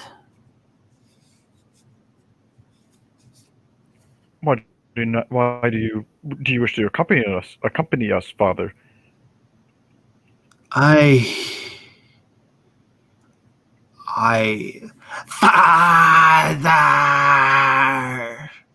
I cannot leave. Has he gone mad? Would asylum do him good? He is not even living anymore. I'm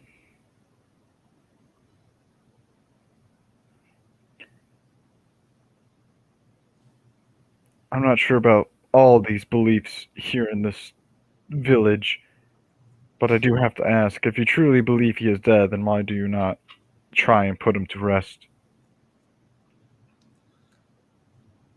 Would you so easily put an arrow into the chest of your son? I suppose not. I have no son. For I cannot say.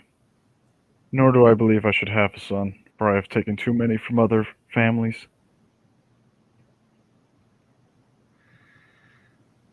But I do have to ask, why, if you cannot kill him, can he not be saved? No, he cannot be saved. This curse of undeath. There is no salvation from it.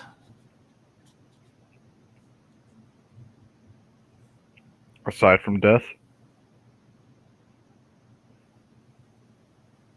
One can only pray. Well, I bid thee farewell then, Father, and I hope you manage to find yourself well in these troubling village. May the morning Lord shine on you. As with you, and I'll try and recreate that symbol again he did before. Alright.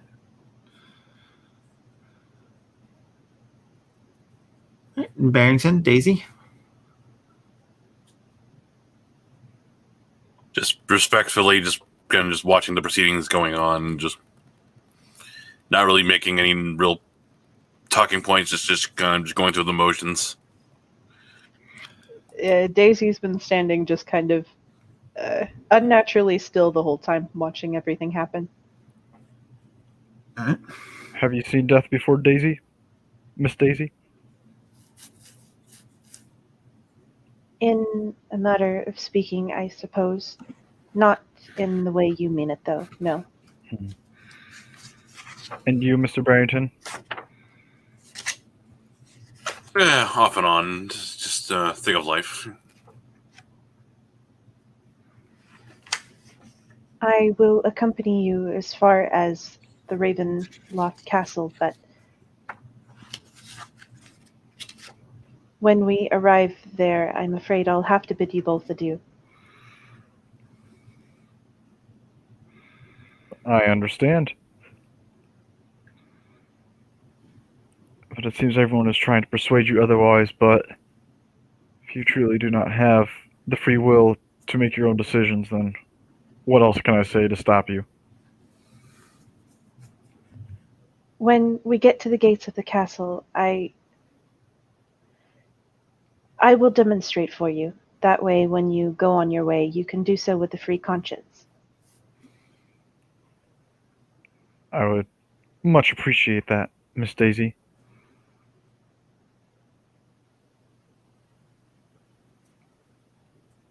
How is Mr. Barrington looking?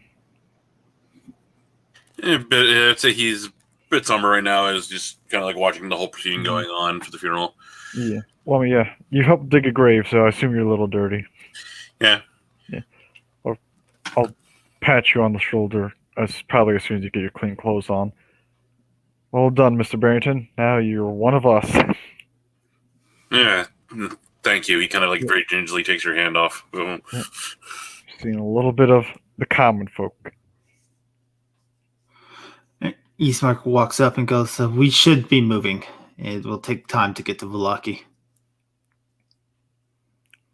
Lead the way. Alright. And he starts to lead the way on foot. He looks at you, Barrington, and goes, I know you left the luggage at our home. Do you wish to try to retrieve some of that? We should travel light. As long as there's no danger of being stolen, I imagine it's fine right there.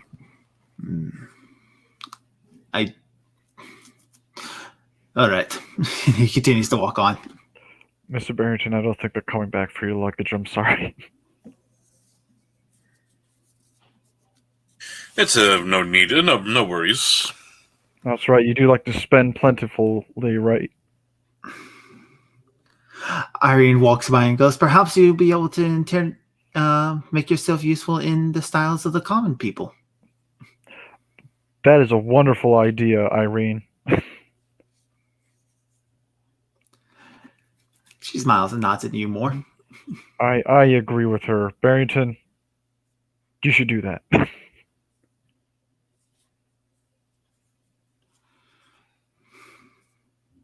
He just kind of just sighs and shakes his head as he keeps walking. Without all the heavy luggage, suddenly walking's a lot easier. But as you go to leave the village, you hear behind you in the village, sounds like someone calls out, Dream pastries! Dream pastries for sale! One pastry guarantees a solid night of peaceful sleep and pleasant dreams. Daisy kind of pauses. She's gonna go back and talk to the person saying that. All right. So you come up to this tiny little like wheelbarrow push cart, and there is an old woman currently standing at them, kind of like walking up door to door. She holding a small tray of them. The door opens up, and the family inside just kind of like grabs all of them and dumps a bunch of silver coins on the tray as the lady smiles at them, walks back to the cart, looks at you, and goes, "Oh, no, you're not her. My child, aren't you an interesting little toy?" What are these dream pastries that you were speaking of? Oh, these are something special that I have created. Something to help ease the night of these poor, poor, gentle souls. Would it work for one such as me? Oh, do you have a stomach, my child? No. I'm afraid it won't work for you, my dear. I'm so very, very sorry. It's fine, I understand. It was a silly notion anyways. Thank you for your time. She gives a little bow. Oh. She kind of asks you, "What a polite child. Oh, they do not make that like these do these days." Dream pastries. And she walks back off through the village. And May I ask, Miss Daisy, why did you wish to acquire a dream pastry? Sometimes my dreams are unpleasant. So you do dream. Yes. Interesting. I guess in response to unfavorable dreams, you get used to it. Yes, I hope so. I suppose I haven't taken the time really to acclimate myself to, well, consciousness. After all, it's only been a few weeks at this point. You're only You're only a couple weeks old. Yes.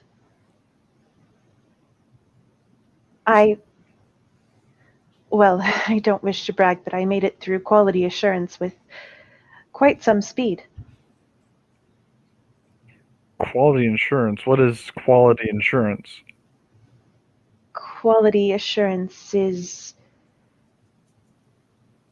the dollhouse's way of making sure that they put out only the most superior products. How does one do that?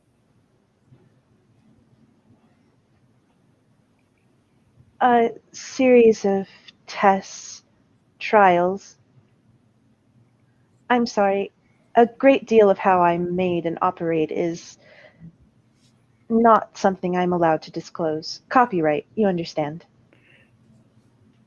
Copyright, sort of, but I get your meaning. Your business is your business.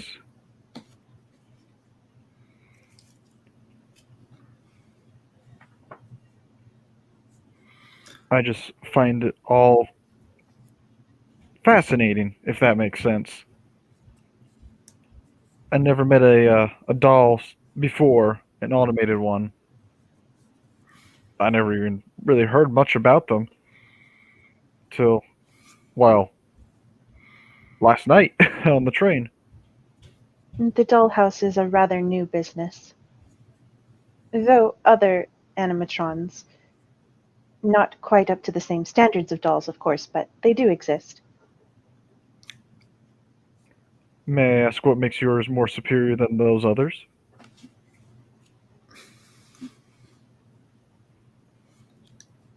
Well, for one, the doll maker puts in great attention to detail, I suppose you would call it. Each of us is handcrafted to be exactly whatever the person commissions. Does it bother you then that your commission was to look exactly like a Natu Irene? You can tell Irene is definitely listening in. It is a curiosity, I suppose.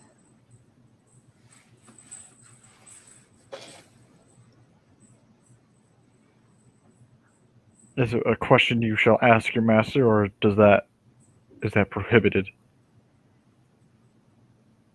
Asking questions is not prohibited, so to speak. Unless, of course, he says it is. Interesting. You can see that her hands are kind of shaking a little bit.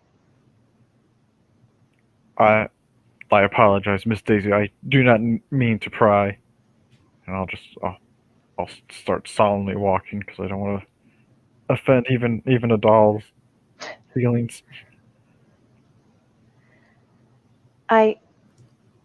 No, it's quite all right. I simply need to get to Ravenloft as quickly as possible. Why is that? Aside from serving your master, is there a time limit of sorts, or? As I stated, I cannot directly disobey an order, and the letter, once it was shown to me, did count as an order. I can, to the best of my knowledge and understanding of that order, sometimes bend rules, hence my ability to stay in this town for any extended length of time as opposed to just walking straight to the castle. But the longer I bend an order, the more difficult it becomes. As I said, it is much easier to show than tell. When we arrive at the castle gate and part ways, I'll show you what I mean. As you wish.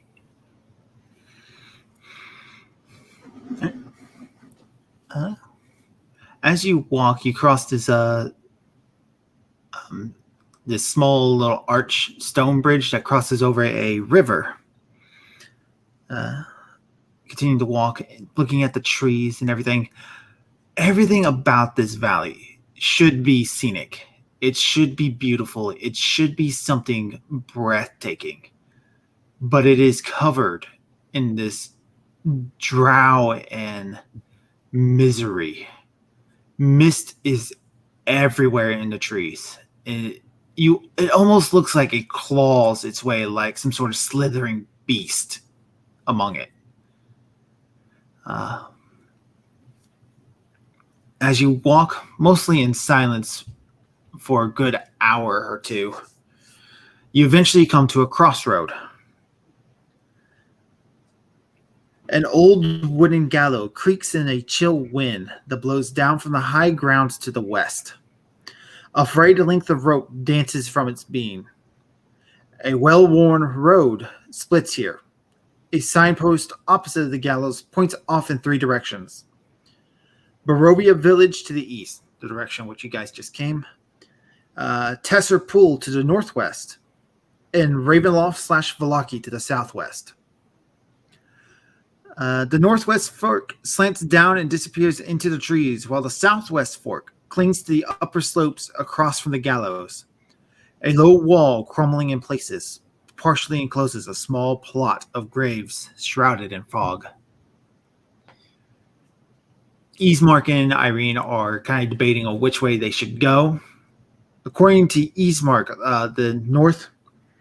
the path that goes to Tesser Pool does eventually meet back up on the road to Valaki/Ravenloft, and will cut off time, but they would have to potentially deal with Vistani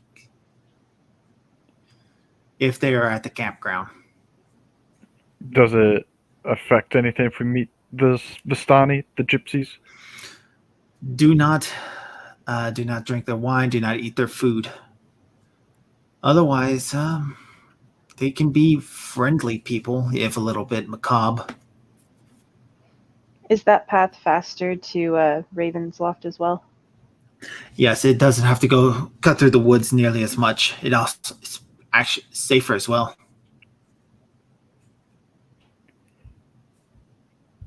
I see no problem meeting with the Vistani then. Eastmark kind of gives a nod. Irene says, if we want to get to Vallaki before nightfall, it would be the best choice. Eastmark looks at you, Barrington, and goes, you have no problem with this course of action? No, it should be no problem. If it gets us there faster, and they don't sound like they're too dangerous.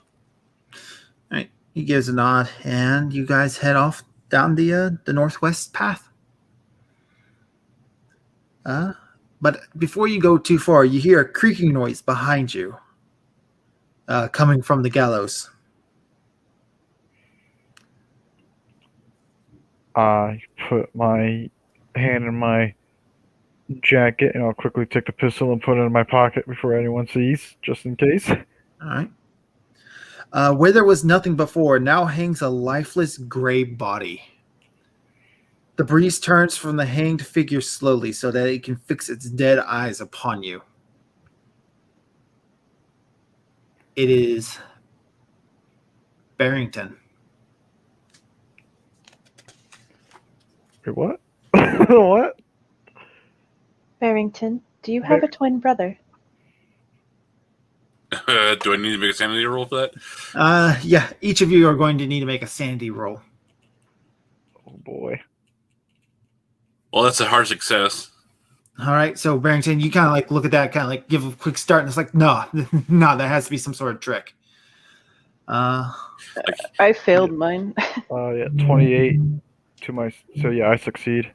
Can you push sanity rolls? No, you cannot actually. Okay, I wasn't sure, but Yeah, they're the one thing you cannot push. I think you can use luck. I think You can use luck. it's still early on. I'll deal with that. All right, you lose 4 points of sanity. Okay. I also want you to put down Vision 1. Vision 1? Yes, because eventually you become dulled to the horrors of the Cthulhu mythos and stuff. Oh, okay. Yeah. Gotcha. Yeah. So once that hits 6, you will no longer have to roll sanity for those. Under encounters. Yeah.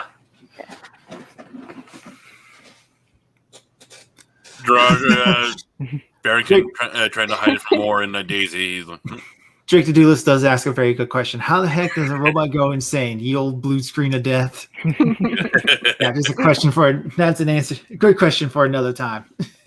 We'll answer that soon. All right, so Barrington, what are you doing?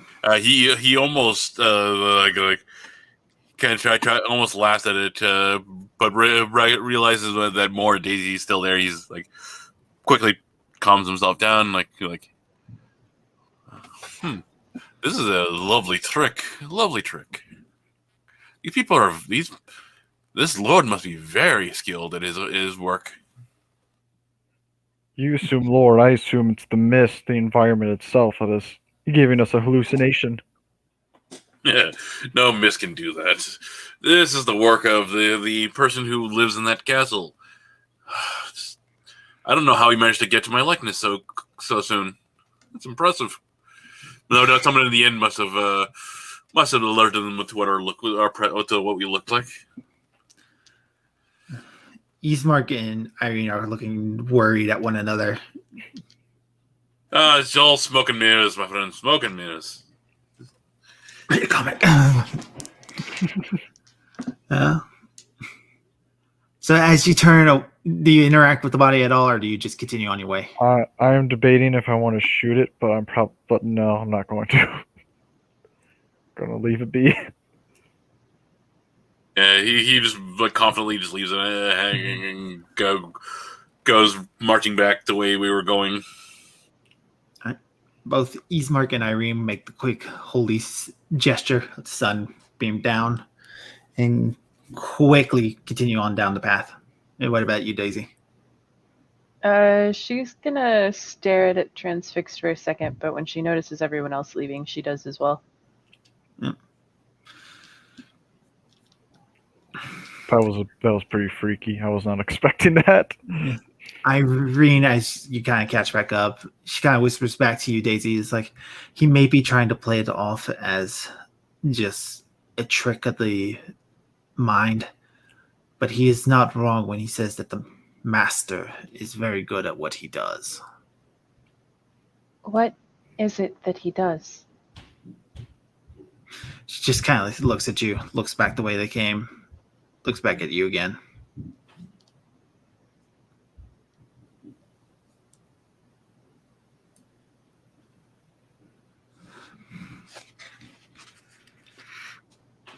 The road gradually disappears and is replaced by a twisted, muddy path through the trees. Deep ruts in the earth are evidence of coming and goings of wagons.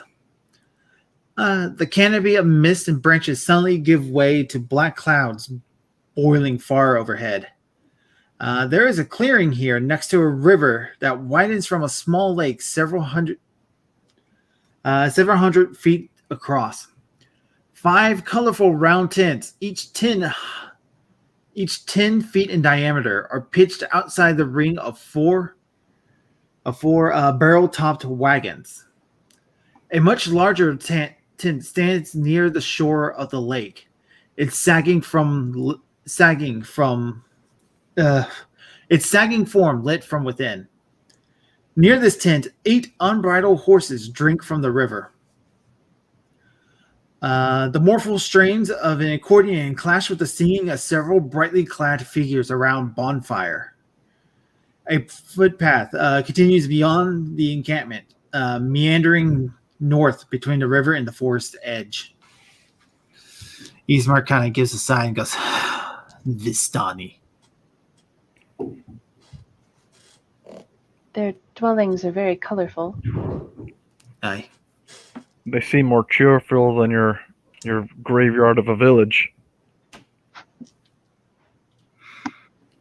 They are servants of the Devil Strahd.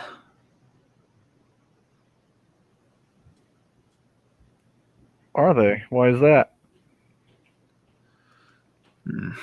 I do not know why, but they are known to work for him. They are tricksters and thieves. Do not listen to them. As you wish. Well, since 2 of us have been invited to the castle, if they work for the castle's master, they shouldn't cause us any trouble.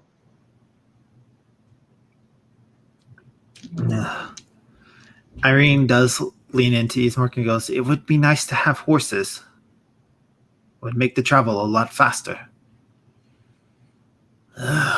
Girl, you will be the death of me, I swear. Fine. We will stop to see if we can get something to eat. Do not let them get near your pockets, or do not try to fall for any weird tricks. I will see about getting horses. I don't trust horses. They're dangerous on both ends and crafty in the middle. Irene goes, horses aren't that bad. I wish I had more time to ride them. Good for you. I don't trust them. I mean, have you seen a horse? Look at its head. It's just unnatural. They never obey they never obey what I say. I tell them to stay, and then they just run away. Ismark gives a nod. Horses are good for pulling carts, and that's about it. See? Ismar gets it. All right. So who all approaches the camp? I do. Yeah, I'll be approaching the camp as well. All right. I cautiously approach the camp with great hold, because he's talking about pickpocketers, with a bigger holding on my duffel bag and my just everything on my person. I'll just keep making sure everything's there once in a while. All right. So as you approach, a couple of the Vistani, they look up at you and go, travelers! Welcome, welcome, come, sit, make merriment with us. I'll stand, thanks. Daisy does a little curtsy. Thank you for your kind welcome. Thank you, young, beautiful miss. A young Vistani man comes strutting up and goes, tell me, my lady, do you dance? Yes, program to dance. You program to dance. You talk like you are a doll. Come with me, dear. Let us dance around the fire. Oh, He don't holds his dance. hand out to you. Oh, for the love of God, don't dance with them. She takes his hand. Oh, All no. right. What? Don't do something? All right. I made 2 Sherlock Holmes Game of Shadow references with the horse and don't dance with the gypsies. I'm proud of myself. You gotta go for 3. I know. I'm trying to think of a third. I can't think of one right now. All right. So he kind of pulls Daisy out into the crowd of this dancing, and it's a very lively, very energetic dance with a lot of singing, tossing, wild arm movements.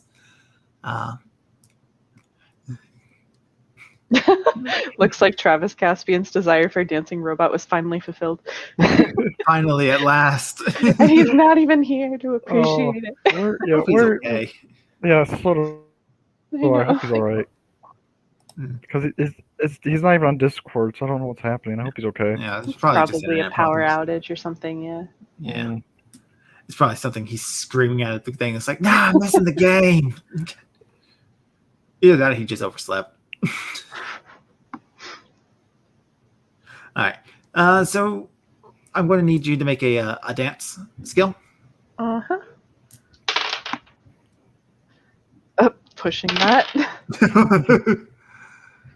What the?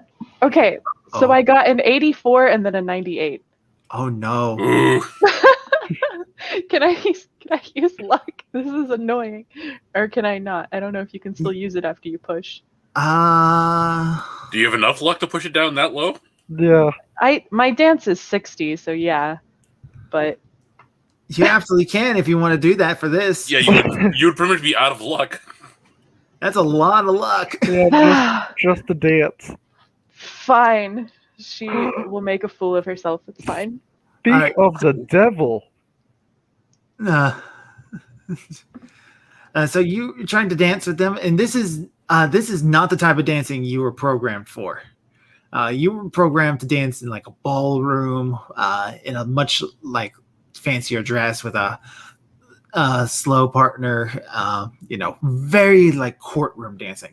No, this is a wild peasant dancing with crazy moves, wild hip swings, picking people up by like their hips and like tossing them into the air, sort of thing. So you're like, okay, your shoe breaks a heel, and you essentially have like the robot version of like a twisted ankle. Let's see here. Where's a D4 at? I did warn her. You take 2 points of damage. Oof.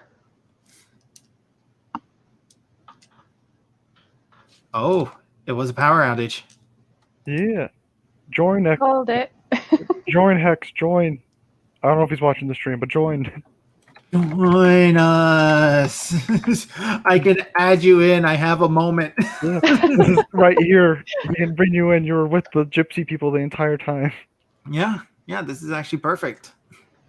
Well, if he just got his power back on, his internet might not be back yet. Might not be yet. No. All right. So we can still pat this down, and hopefully he joins us soon. Mm-hmm. So while Daisy is out there being whisked away into the arms of the Vistani, of this man who's like, he's not treating her like the doll that she is. It's more like he's treating her like a football. Just, you're gonna break something. What does Moore and Barrington do?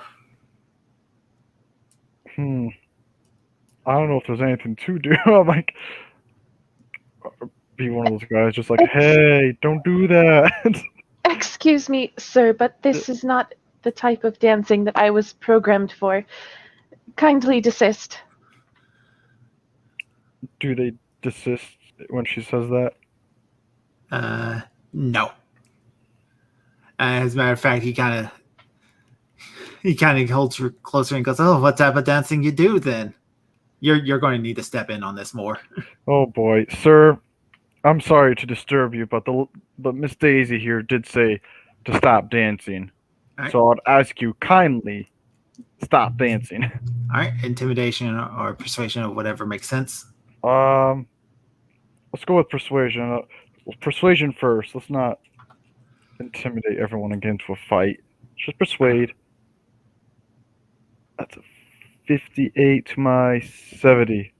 So I think it's a That's a success. Yeah. success. Yeah, I don't know moderate, hard. It's a success. A good success would be like half, and then it's like a half again. So like a fourth would be really, really good. Okay. All right. So he kind of like turns to look at you. And he's like going to do like the whole, hey, but I had her. Oh, you're much taller than me. Yeah. Okay. He kind of like backs off from Daisy. Like, all right. Hey, Hex. I am Hex. so sorry. It's all right. You had a power outage. Yeah, an hour and 15 before the game started, and I was just you were having a slow morning. I was having just a slow that. Yeah. Oh, man, that sucks. There's no way so around that one. sorry. That sucks. No, it's not your fault, dude. You can't tell the power to stay on. Yeah, I mean, you kind of can, but it doesn't mean it's going to listen. Yeah, you are all good in the hood. And now I Yeah, missed you know. everything. No, I mean, it's actually a perfect place where I can introduce your character too. Oh Yay. well, okay. I have no idea where anyone is or what we're going, what we're doing. So we're going to pull right around to Alexi. So you arrived on a train the day before everybody else. You got on your cart with your package, and you drove into Barovia. You met with the gate, which creepily opens on its own. And then you arrived in a small village that bears the same name as the land, Barovia. There was a church with a graveyard in it, and you were like, all right, well, it's right there, so might as well. Then you quickly ditched that idea when you heard screaming from inside, "Father, I'm starving, let me out, let me out." You're like, let's go somewhere else. Okay then. After about a good fourth of a day's travel outside of that, you come to another small graveyard. But seeing how there's a gallows right next to it, you figure that's a graveyard meant for prisoners or thieves, common thieves. That may not be a respectful place to put your wife. During the night, you stayed with a group of your people, Vistani traveling group. It's the first time you've been around your people for a very long time. And early this morning, another group of travelers have arrived. One of them tried to dance with the other Vistanis, and she apparently got herself hurt, and her dance partner would not stop until another one of the outsiders kind of stepped in. And you're just kind of like watching all this from the side. Walking up to you is another man with kind of like slightly curly blonde hair, pale features. And he is walking around with another woman who you assume to be the twin sister of the dancing woman, Blue's character. Okay. Because they look exactly alike. And he walks up to you and goes, "Are you the keeper of these horses?"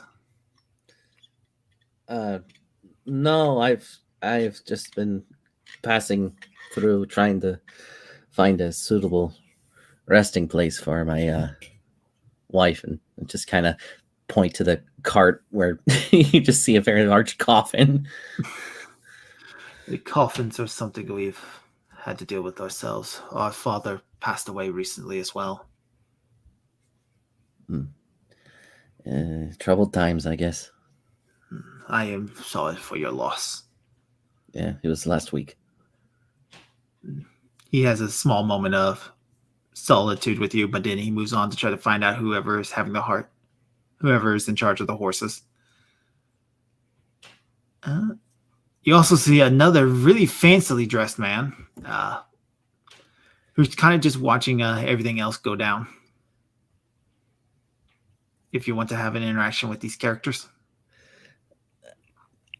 I'll just kind of watch and see what goes on. Just.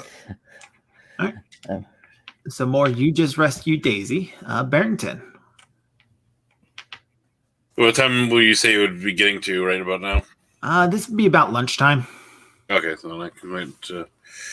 He after seeing that kind of just go by, he'd just kind of be watching around, looking at the Vistani, just waiting, just watching, waiting for the to leave. All right. Dominating the center of this camp is this massive, colorful tent with light spilling out from inside. Moore and Daisy, you both kind of like took a moment to sit down a little closer to that, a little further away from the other Versanis. They seem to be giving this tent respectful distance. Alexi, you know that tent has their leader in it, a elder woman named Madame Eva. Let's see. I was like, sorry, I'm still kind of flustered. You're still getting after everything and right. whatnot. You need just a moment to take a quick I just kind of keep going. I'm just kind of here. Sorry. It's all good. It's all right. Matthew, I don't suppose you have any experience in mechanical repair, do you? A little. Not as much as I could. A little bit in the army. What kind of mechanical? You need something repair? fixed? Yeah. What kind of mechanical repair do you need? She lifts up her ankle. May I see? Oh, of course. Thank you. All right. I have to pull up my character sheet again. Where the hell are you? That is a 63. I know that is a pass because I put my biggest thing in mechanical repair. As soon as I pull that number up again. Alexi. Yeah, if you know it's a pass, We're going to treat it just out of 70. Yeah. So it's some fair wounds. You gotta like take some dirt out of there, re-push a cog in, slightly repair to a piston. You'll need more time to do better repairs to this because like some parts need to be absolutely repaired. But after about 30 minutes, you have it where it's not as bad. So Daisy, you regained 1 hit point. Okay. Can she walk again? That was the big thing. Yeah, you can walk. You can still walk. It was just ow. Yeah. Well, not so much ow for you as it was problem. I Error. was assuming she'd avoid walking on it to avoid breaking it worse, you know? Where did you learn to do mechanical repair, Mr. Alexi, I actually work in a factory.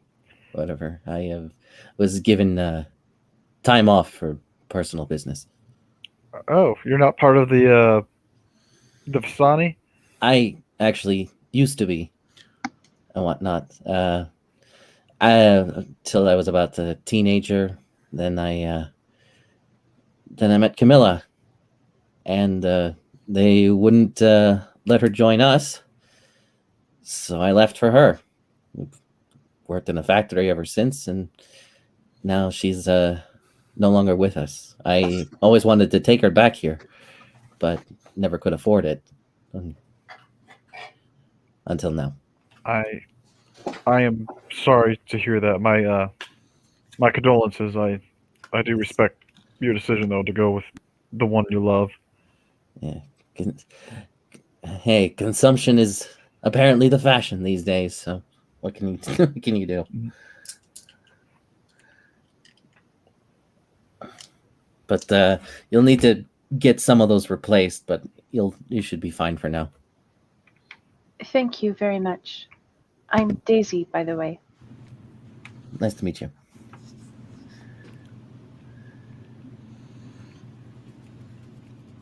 Where do you head off to then, if you're not still part of the Visani?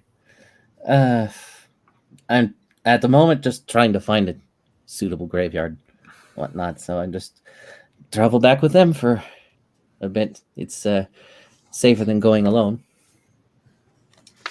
Matthew, weren't you heading for another church?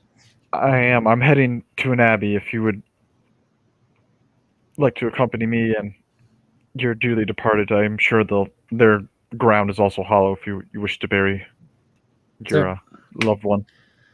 It's a lead. I'll happily join you. Excellent. There are flashes of light from within the tent. You guys was hinting to go inside the tent. I don't know if you guys caught that. Is that normal, Alexi? Yeah. What's that neon sign doing there saying go in the tent? Why is there a tent? You guys don't have to, and I'm just being It appears our presence is requested. Come. Requested by who? Our lead? No, it's like the leader.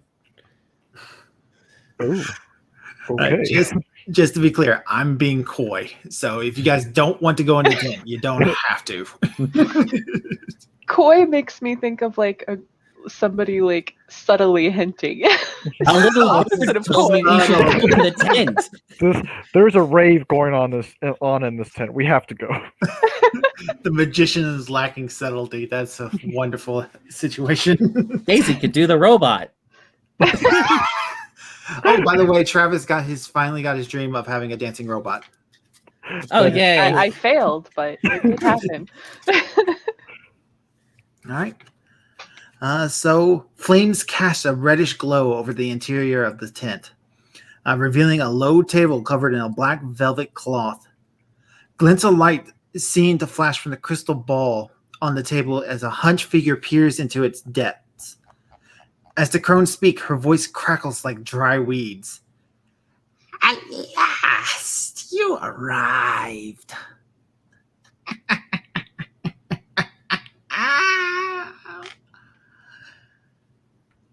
don't like that. My hand gripping's on my pistol. I'm like, don't do anything stupid, old lady. I don't say that out loud. I think it though. It's nice to meet you, ma'am. This is your camp? This is mine. Yes, these are my people.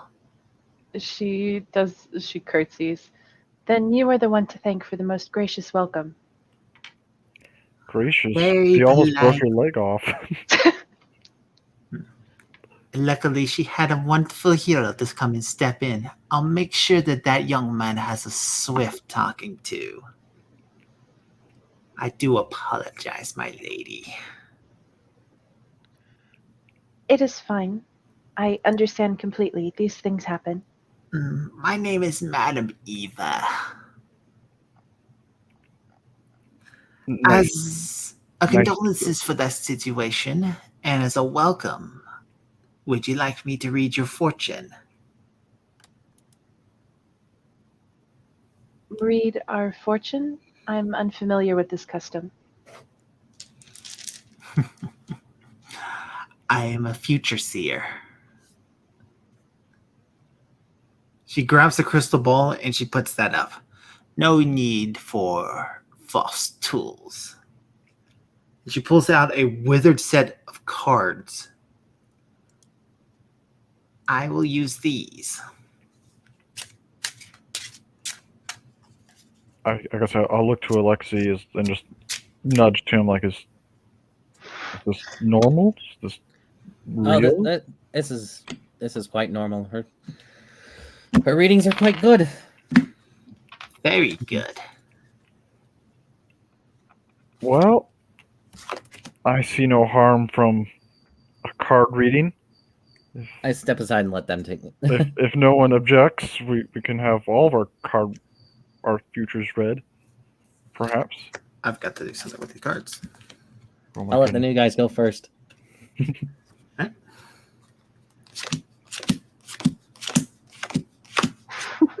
Mr. Barrington, you're missing all of this. Get in here.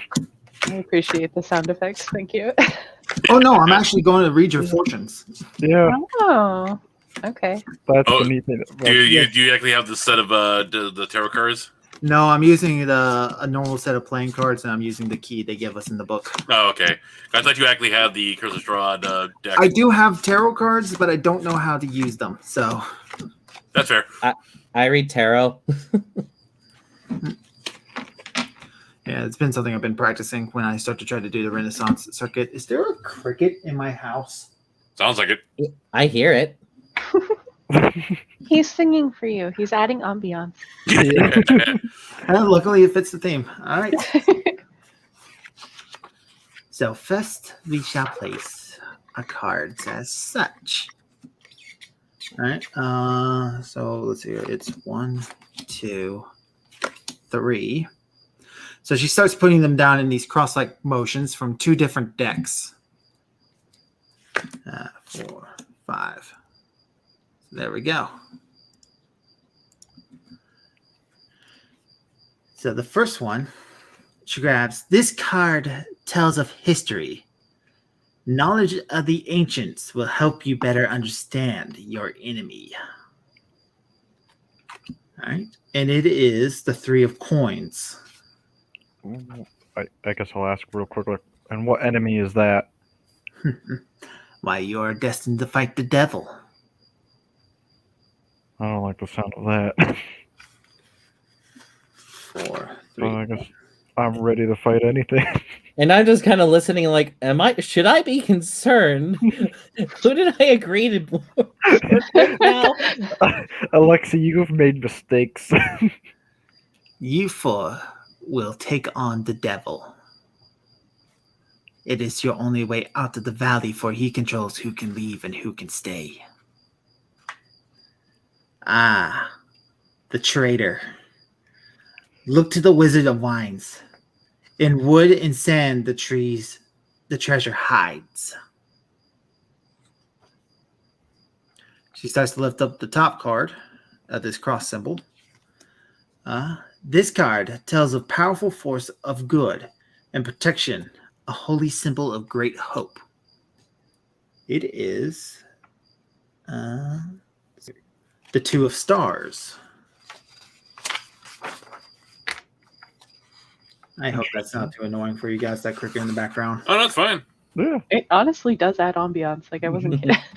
We are supposed to be in the woods, so actually it works. Mm-hmm. 2 stars. All right. The diviner. Oh, that's interesting. Look to the one who sees all. The treasure is hidden in her camp. I think the treasure is under my very nose somewhere. What treasure might that be? That's for you to find out, my child. Under your very nose. Yeah. Is your crystal ball, is that your treasure? She starts to lift up the 3rd card. This card tells of powerful force, of good and protection, a holy symbol of great hope. And it is the 5 of stars.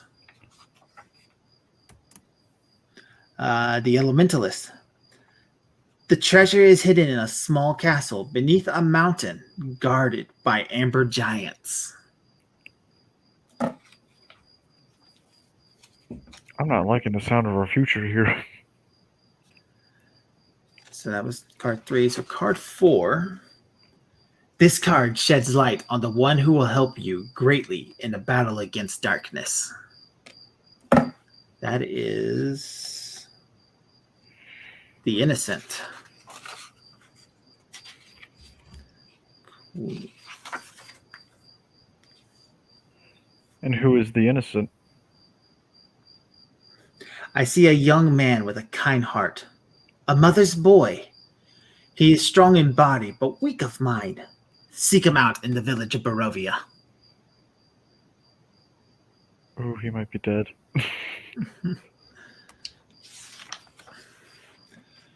In this final card, the enemy is a creature of darkness whose powers are beyond mortality. This card will lead you to him. All right. And it is the King of Hearts is represented by King of Hearts, the Ghost. So it is the Ghost that she pulls. King of Diamonds. King of Hearts. There we go. Look to the Father's tomb. That is where your enemy will be. Father's tomb. Well, thank you for the reading, Madam Eve. I guess we'll be going then. You have much dangers ahead of you. Fate has brought you into its twisted grasp. Be careful. Be wary of who you trust. Even I am not your true ally. I'll keep that in mind. And I'll just start slowly backing out.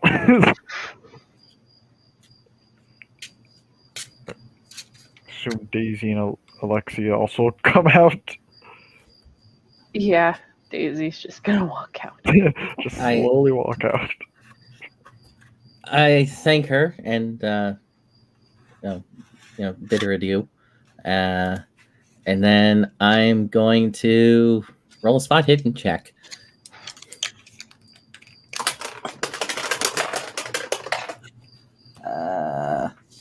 Nope, I don't see shit.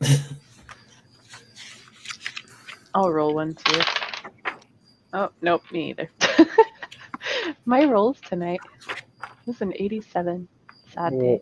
Why not? Why not? I'll join in on the fun. Nope. The 70. Heck no. I'm too busy with that was weird. That was Is that how she always acts, Alexei, Mr. Yeah, pretty much. Mr. Barokov? Okay. Well, I unlike all the rest of you, I rolled a hard success. What does Mr. Barrington see? So,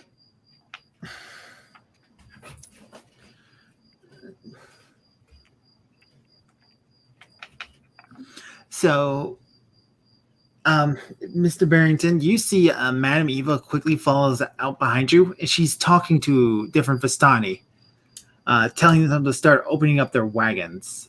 You can see them; they seem to be looking for something. She, at the very least, is taking the readings very seriously, and apparently, one of the things you're looking for are here. Whether or not your characters believe it, that's up to you. I'm more inclined to believe it, and I'm just gonna. I'll just start helping out with everyone else's carts and whatnot. Yeah, Barrington's just shaking his head, should have figured this was a thing that was going to happen here. These are definitely some superstitious folk, that's for sure. Well, it's kind of obvious what they want, isn't it? Not to me. They want us, a bunch of outsiders, to take on the devil and take him down. Now, who could they possibly be talking to as he glances at the massive tower, the massive castle in the distance? This man, the Strahd, does have everyone spooked. Yeah, this guy, like I said, this Strahd character has been ruling with an iron fist. Probably his family's been ruling with an iron fist for generations. And I'm trying to say this as far away from Daisy so she doesn't get upset again. But it is clear what the people want. The people want us, a group of outsiders, not influenced by his tyranny and evilness, to slay him. Perhaps. There's many ways to get rid of a tyrant, but in their defense, there's an air about this whole place, this Barovia. The moment we entered, It smelled of human carcass. Again, I've been in places Double. where they've been very well discarded and just run amok, and the cause of it all is usually an evil person behind the wheel. I know, but I grew up in Whitechapel. Regardless, starting off our little travel in the presence of not just a dead man, but a dead boy, it's a bad omen. That it is. Well, suppose I can put their mind at rest when it comes to at least playing along, make them feel at ease. That one card said something about right underneath their nose. I think she may not know it, but I think she's talking about it very literally, and he'll head right back to the tent, the large tent. All right. So you start searching for something? Basically, yeah. I think I take her literally at her word by saying right on her nose. I'll look under that table of hers. Like just kind of just moving pillows around, looking under the table, and see like she was being very literal about her under the nose comment. All right, so you're taking the time to make a very, very good search, right? Yeah. So in the table, you find a small secret compartment.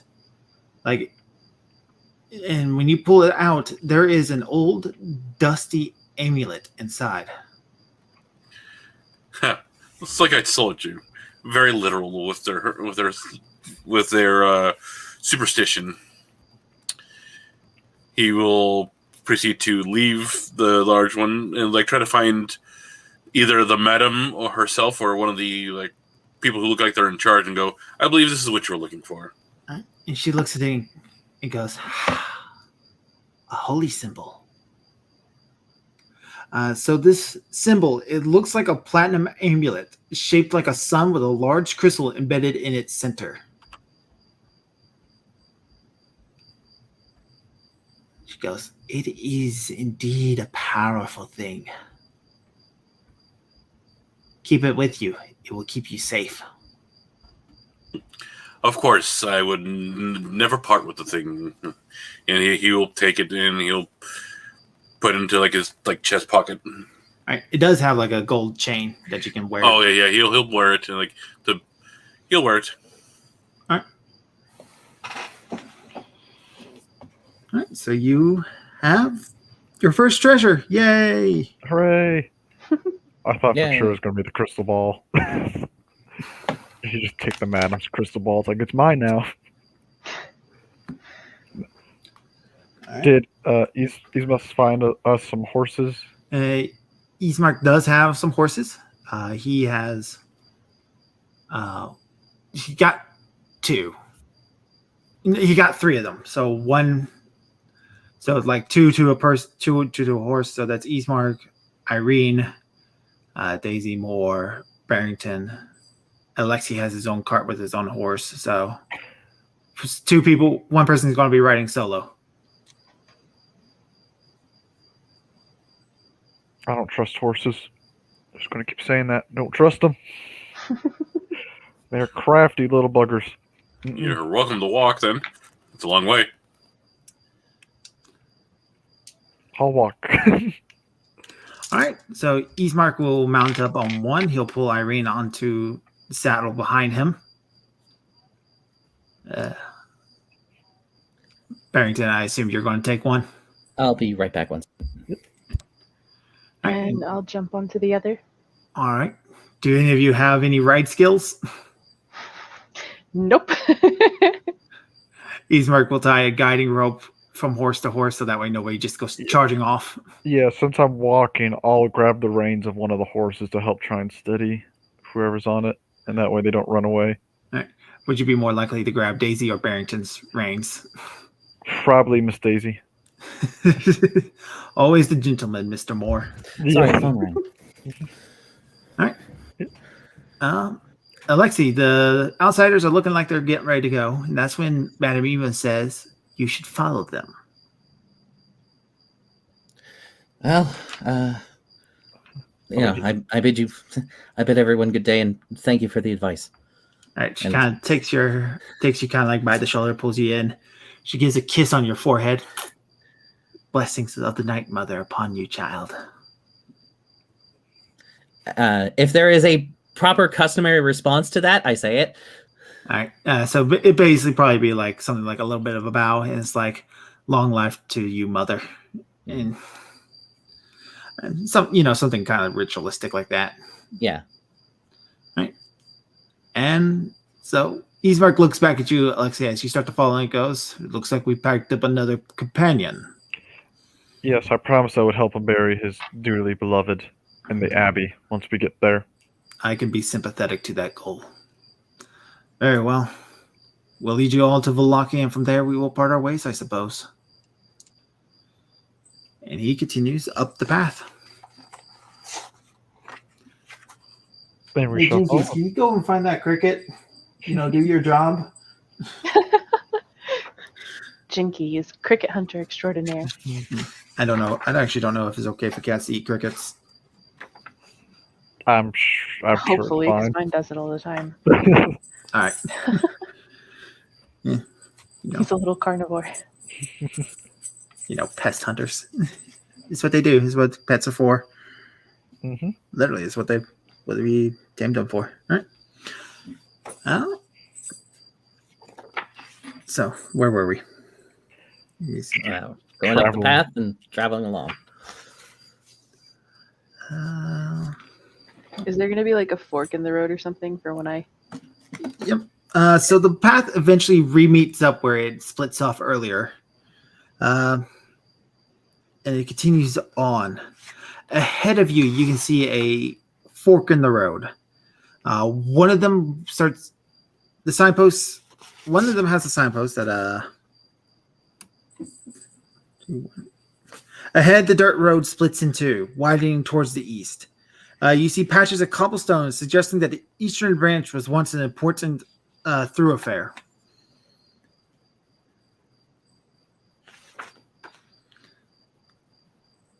But even here, the mountains, the forest, and the fog are inescapable.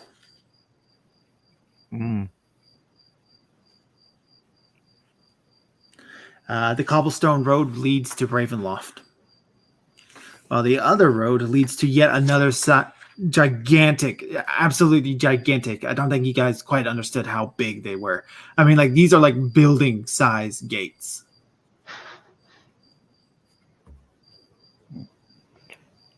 Which one leads to the village? The one that would go through the gates. These gates are wide open, however, not like the first one set. Okay. I guess I'll follow. I assume Ismark and all that were going to the village, so follow the village while dragging Daisy's horse with me. Yep. Ismark points at the cobblestone and says, "That leads to your destination, Miss Daisy." She's going to hop down from the horse. Are you sure you don't want to take it with you? I can't ride it unaided anyway. But I did promise you that I would provide an explanation. That you did, Miss Daisy? So I'm going to show you what happens if I attempt to disobey a direct order. So she's sort of standing in the middle of the crossroad. She's going to take a couple of tentative steps down the road that you guys are going to go down.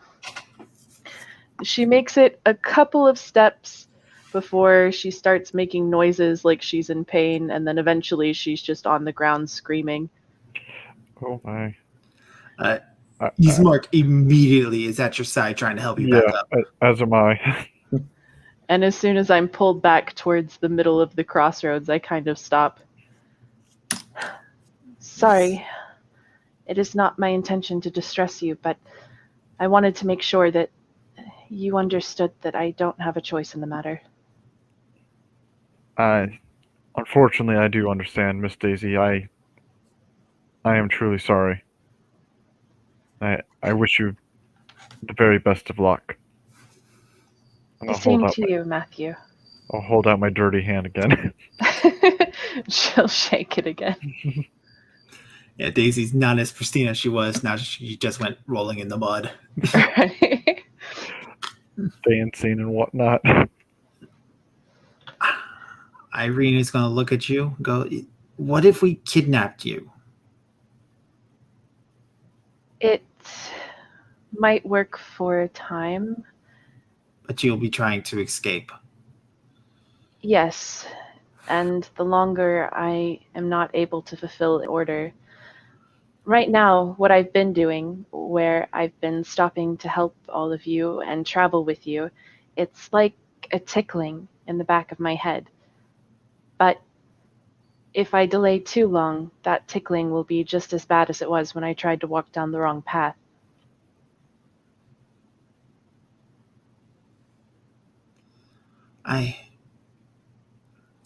Take care of yourself, Daisy.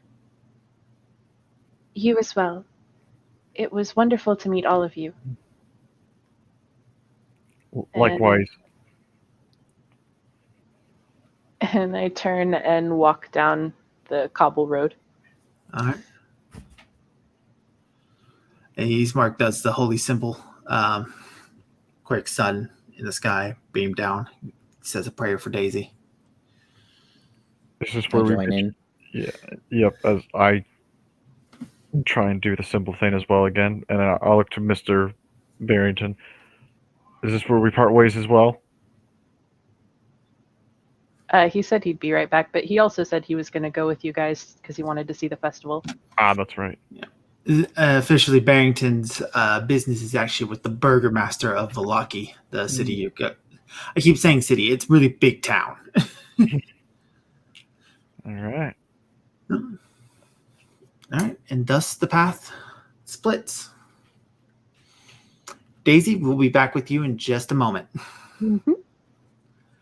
All right. So as our company continues to go, I'm actually excited. Somebody's going to Ravenloft early. Last campaign I ran this, everybody avoided that castle like the plague, and rightfully so. This definitely gives me like Jonathan Harker vibes right now from Bram Stoker's Dracula with what Daisy's about to do. I'm like, oh my goodness. Oh yeah. I wonder if she'll continue. I'm legitimately wondering if she'll stay an ally, but to stay focused on the game. It's just I just imagine a vampire biting into her and breaking his teeth. I mean, am I right in the assumption that you're porcelain? I don't know if that was actually established. Yeah. Porcelain and cogs, so literally, yeah, there's no blood, there's no skin. Yeah. All right. So continuing down the winding path that intervenes through these foothills and meadows of this once beautiful valley. Eventually, the party comes to a curious sight. Atop of one of these hills is a windmill.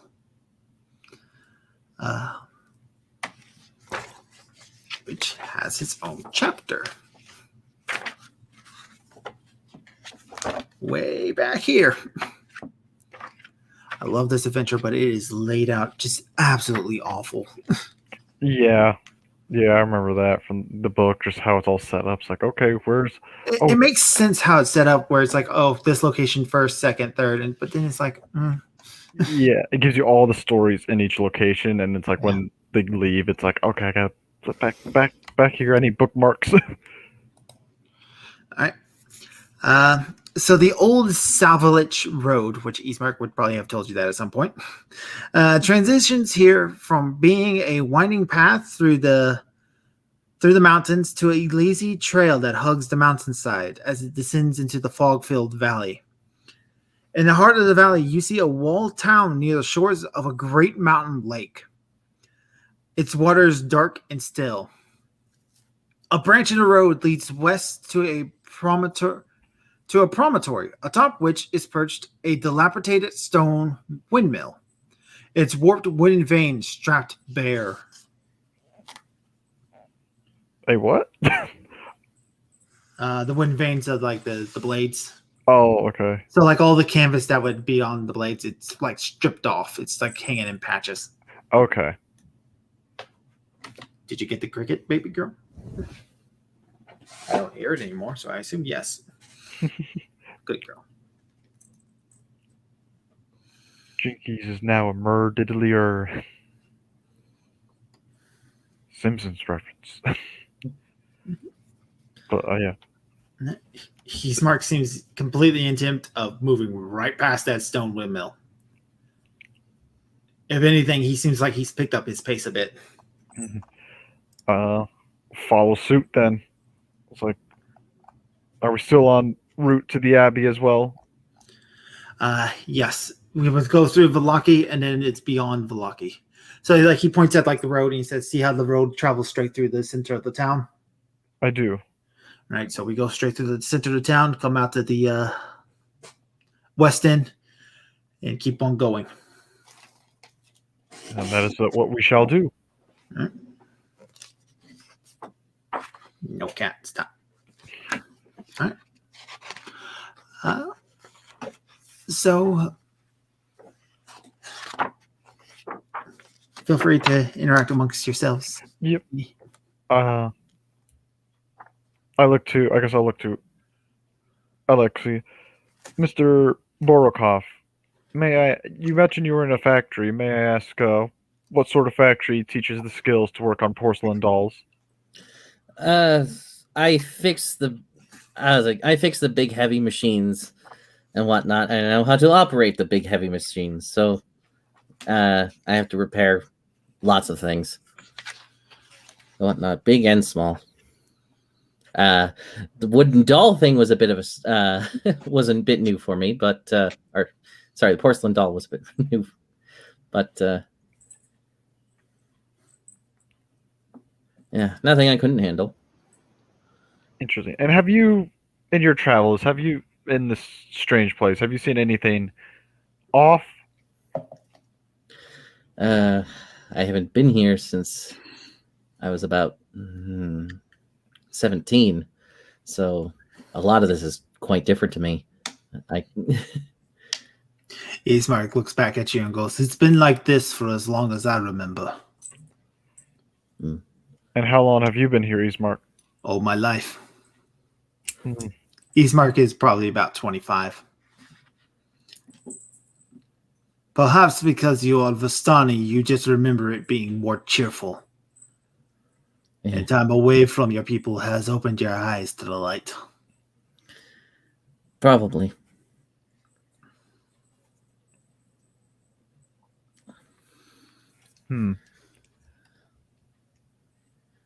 We saw, whether it be trick, illusion, or some hallucination from these blasted mist, we saw Mr. Barrington hung up on the gallows not too far back from the Visani camp,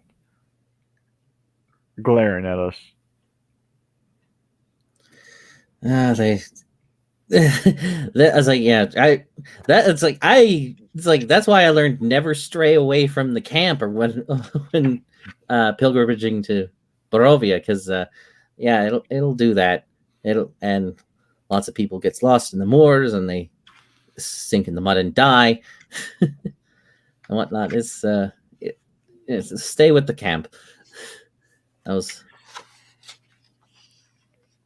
but yeah, strange things, I would say, has been happening. Whether I believe it or not is still debatable, but I do know something is amiss here. Something dangerous.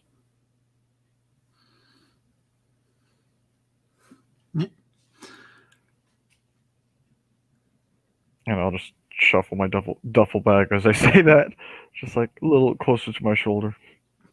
Yeah, suddenly it makes a lot of sense why you needed to bring those. The old Salovich Road meanders into a valley watched over by dark, brooding mountains to the north and south. The woods recede, revealing a sullen mountain berg surrounded by a wooden palisade. Thick fog presses up against this wall, as though looking for a way inside. Hoping to catch the tower the town a slumber. The dirt road ends at a set of sturdy iron gates with a pair of shadowy figures standing behind them. Planted in the ground and flanking the road outside the gates are half a dozen pikes with wolf heads impaled upon them. Looks like they're not too fond of those men with wolves you mentioned, Ismark. Yeah, wolves are spies for the Devil's Strahd. Wolves, bats, rats. All manner of vile creatures. He is a monster. So everyone keeps saying.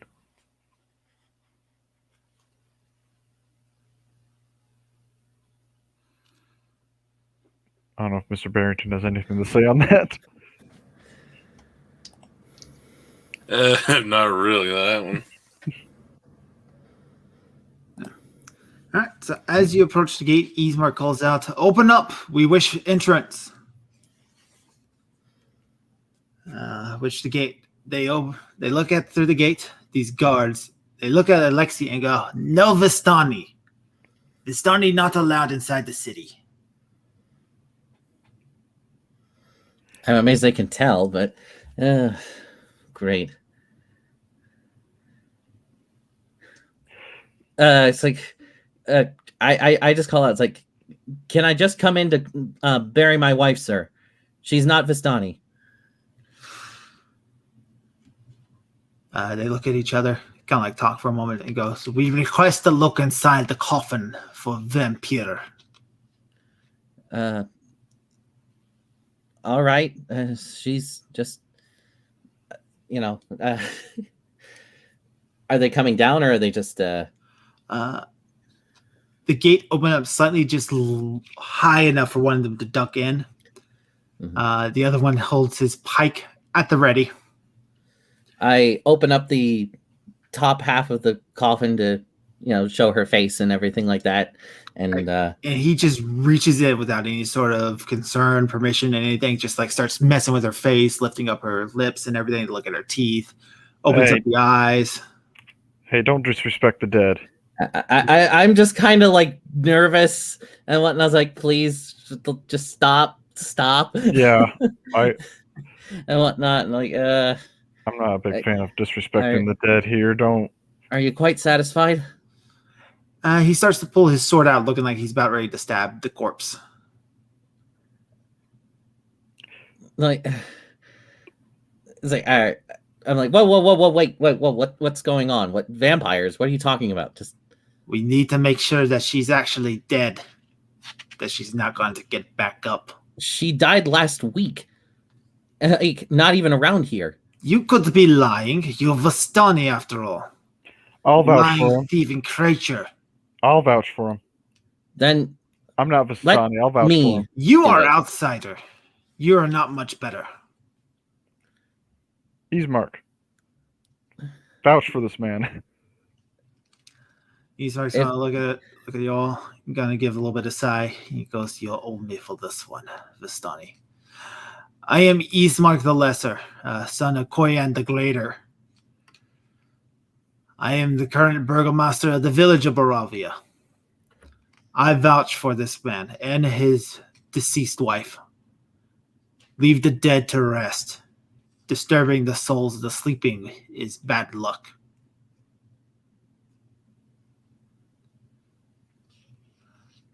The man seems to be a little bit torn, and that's when a caw breaches to the air, and a raven comes and lands on the lid of the coffin.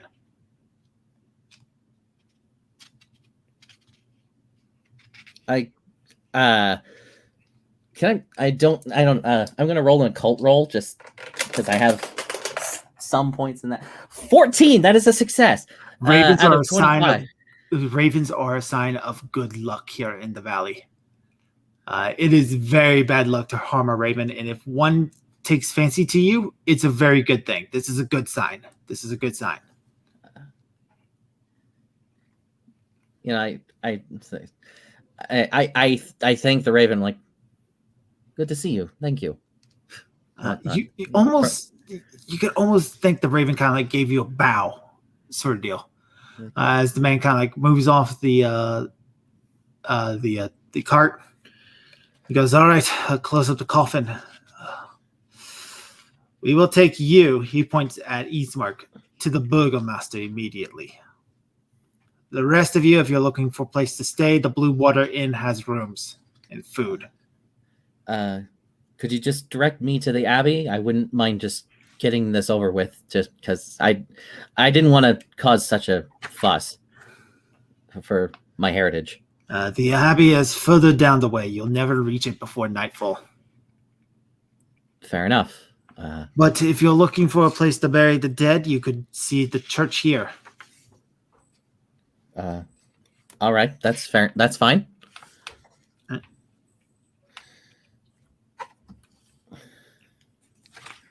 I'll help you if you decide to bury the body here, but I still need to get to that abbey. But I'll still help you get there. It would be certainly a lot easier if I could,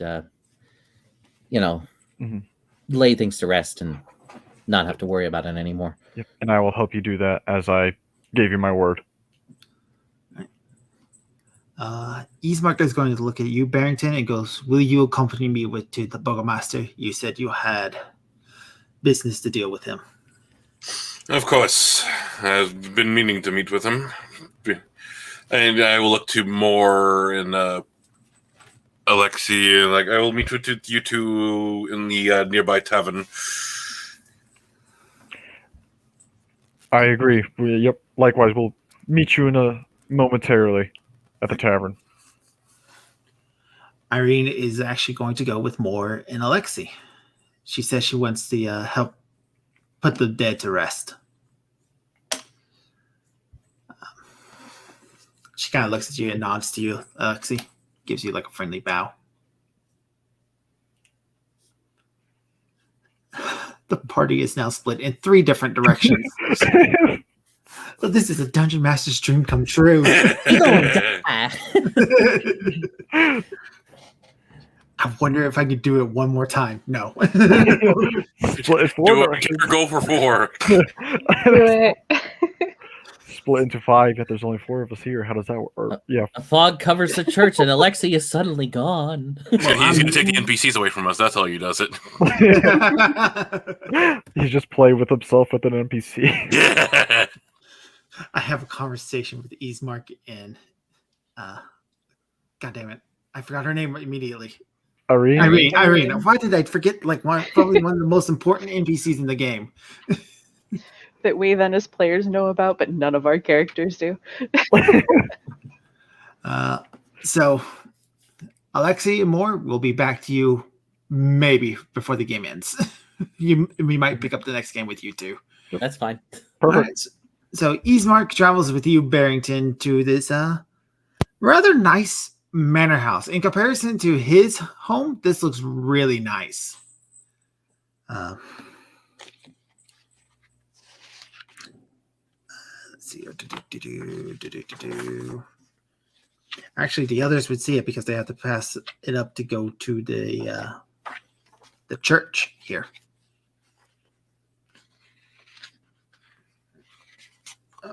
And 3. Oh, no. Actually, they went. All right. Let's see here. The mansions has walls of plastered stone that display many scars where the plaster has fallen away from age and neglect. Drapes cover every window, including a large arched opening above the mansion's double entrance doors. Eastmark walks up to the door, gives a knock, and he is greeted by a maid. He announces himself. "I am Eastmark the Lesser, Burgomaster of the village of Barovia." I'm getting a double feed from someone. Okay, that seems to have fixed it. This is Lord Barrington. He says he has dealings with the Burgomaster. The maid looks at you, Barrington, and goes, "Ah, yes. We were expecting you. Please do come in." I will take your coats for you, and you can warm yourself up at the fireplace.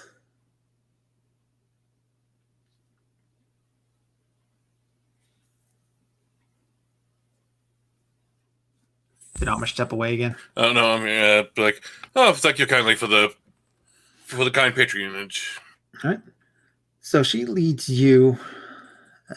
She probably would lead you into this tiny little room over here.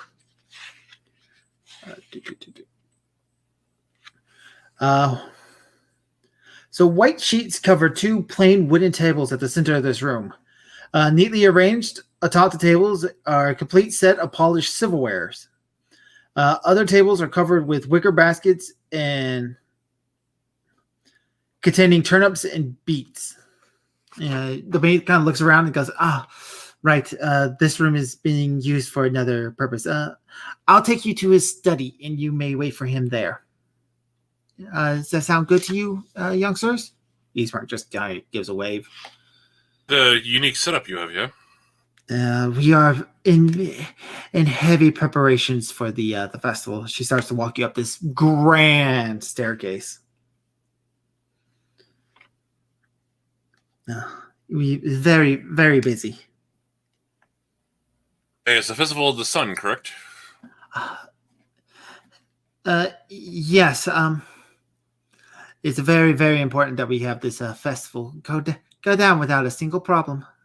Why do you seem so nervous? Me? No, nervous. I'm not nervous at all. I'm very excited for the upcoming festival, and it will be a wonderful event. Yes. Here's the study. And she's walked you down this hall, opening a door for you that leads into this rather large library. Please take your time to peruse the books. I will retrieve the master for you in just a moment. Very well. Dismissed. Now, why does she have so much to be afraid of? She's nowhere near the castle master. He'll just calmly peruse the book until the burgomaster is.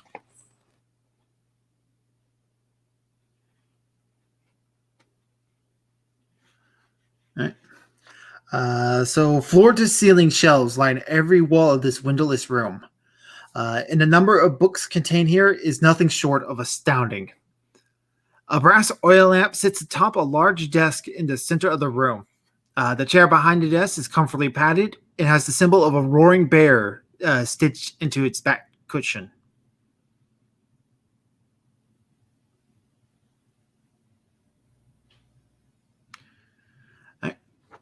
Eastmark slowly just looks over the long titles of the books.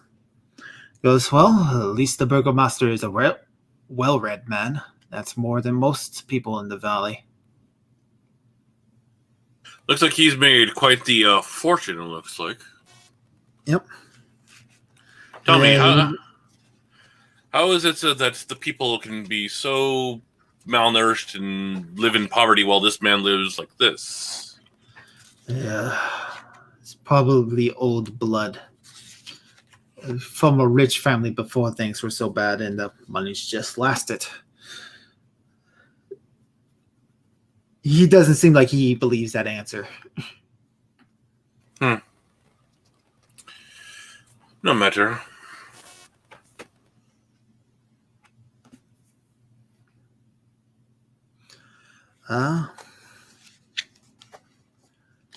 Sitting on the desk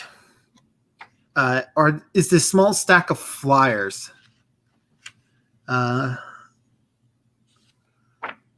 That read Festival of the Sun. Come to light the wicker sun to keep the evil at bay yet again. Attendance is required. All will be well.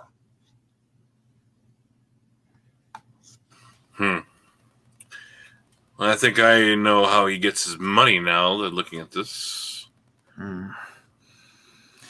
Eastmark kind of looks at it too, and she's like, this is disturbing, but at least the town is safe. Well, that's what he wants the people to think. He sort of just kind of look at you. He looks a little angry and incredibly nervous. It's right there in front of you. You just need to notice it. It's all an elaborate ruse set up by the Strahd fellow and this gentleman here. The evil cutthroat of a king or ruler, whatever he wants to call himself, and our burgomaster who resides here. He makes all these baseless claims of protection and stuff like that, milking the city dry for all it's worth, and then of course cutting the ruler Strahd in for a good sizable chunk,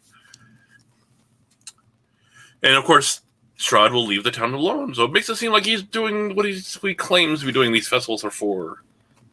All right. Ismark is going to kind of like scratch his chin, kind of like thinking it over a little bit. As the door swings open, and in walks in a man, a bear of a man. He has a breastplate, rapier, a silk tunic, and greasy beard that glisten in the lamplight. Following close at his feet is a pair of black mastiffs. Absolutely huge dogs. And marching close behind him is another massive man with a great big axe strewn on his back. But his most disturbing and noticeable feature is one arm is huge and red, almost demonic. Barrington, Cat, please stop stepping on my keyboard. Barrington, I will need you to roll a sanity save. Ooh, okay. This guy's that ugly, huh? Yeah. And success. I rolled another success. He's just got a birth defect. He's intimidating, but it's definitely not actually demonic. Yeah. Again, he's like, you have something like that as your bodyguard? Do not worry about Ezek. He's a gentleman, isn't that right? He just kind of gives a growl, just. I suppose you must be the burgomaster then with this much protection. Yes. I am Baron Vagas Valgovich. You must be Lord Barrington, Gerard Barrington. It is good to meet you. I need your help for the planning of this festival. In Ismark. Oh, it's so good. I haven't seen you since you were yay high. And he like motions down to his knee. How is your father? My father unfortunately passed. Oh, my condolences. Well, you'll have a very busy job running your own little village as burgomaster. I assume you probably came here for tips then? Ismark just kind of rolls his eyes. Actually, I came looking for a sanctuary for me and my sister. Yes, well, you have picked the perfect place to do so. Vallaki is completely safe from the Devil Strahd's grasp. All will be well.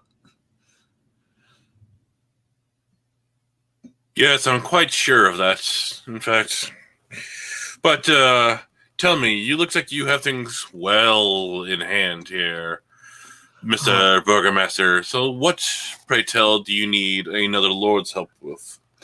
Well, you see, the people are becoming resentful of having festival after festival. I have to make them believe that these festivals are needed. I've already have one once a month, but at this rate, I'm going to need one every week at this point. It is vital that these festivals go on if we are to keep the Devil Strahd at bay. Uh-huh. And tell me, when you have these people of your town coming to your festivals each week, do you have them, say, pay for the festival that they arrive to? Pay for the festival? Oh, absolutely not. No. How about the goods and services? Goods and services? I pay those off if I need them or gather them. Or the people just volunteer. Volunteers are very much appreciated, aren't they, Ezek? He kind of like flexes his big arm. Mhm. All right, and what, pray tell, do you need my help with? Oh, well, an outside lord like yourself, you will drag much attention. People will come to the festival just to see an outside lord. And perhaps you may be able to provide fresh ideas for the festivals.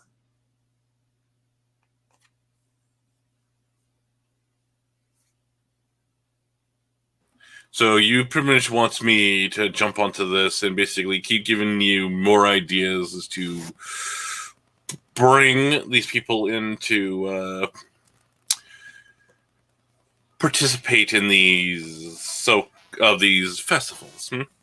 It is very vital that these festivals continue to keep the Devil's Strahd at bay. I'm sure they are. Kind of like tilts his head a little confused at you. It's like, but as you know, we are willing, of course, to pay you for your services for as long as you need to stay. And how much are you talking about paying? 20 gold a festival? That is not in currency, by the way, from anywhere you've been. Yeah. 20. No, right. You're an outsider. You different currencies. Yes, we pay with these, and he holds up this gold coin that's about the size of a poker chip. Yeah. Well, the NPC is the only one in the room who would see his eyes light up like full on Scrooge McDuck, like, oh. And of course, you can take your time to see that it is, of course, real. I have no reason to deny that that's real. Not that this place has a capability to making fake gold, but I believe that is real. 20 of those every festival, so every week, then. Do you believe that we need to do it every week? Do we need to move out the Sun Festival?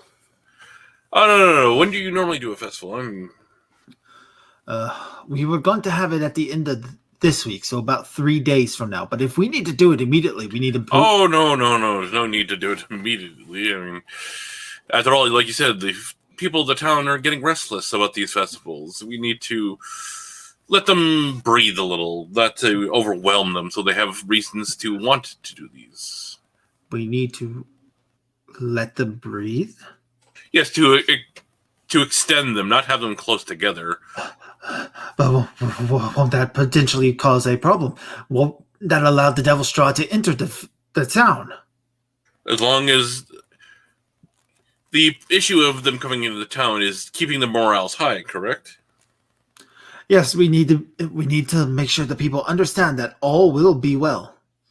Yes, and by constantly having to do festivals, you're running them ragged. They don't want to keep doing them, and that in itself is ruining their spirits. Do you understand what I mean? He kind of thinks it over for a bit. I think it's like when you apply too much medicine, it could actually be a poison. Ah, very good. Very well.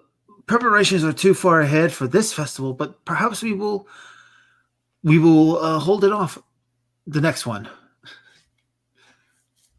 Yes, perhaps finding other ways of helping the city's citizens out and raising spirits, helping them with various tasks around the town, of the building of buildings, the farming of fields, and the such. Of course. Raise spirits other ways, other than simply just going the route of festivals every so often. That just might work. Yes. I tell you what, you come. It is late in the day. I will write you a letter of recommendation for the best rooms at the Blue Water Inn to make sure that the both of you and your sister, of course, these Mark, are taken well care of. Come back here for breakfast tomorrow, and we will start the discussions then. That sounds wonderful. He writes up a quick thing. He hands that to you. Oh, and he gives you 20 of these gold pieces. Here is some money to help you in case you need anything. Why, thank you very much, Burgermaster. Ezek, show them the door. Politely, please. Ezek kind of gives a nod, opens the door for you. He doesn't do any bowing or anything. He just kind of escorts you out of the manor.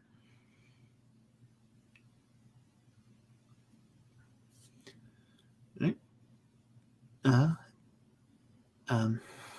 Ismark. These names are very similar. That's going to get confusing real fast.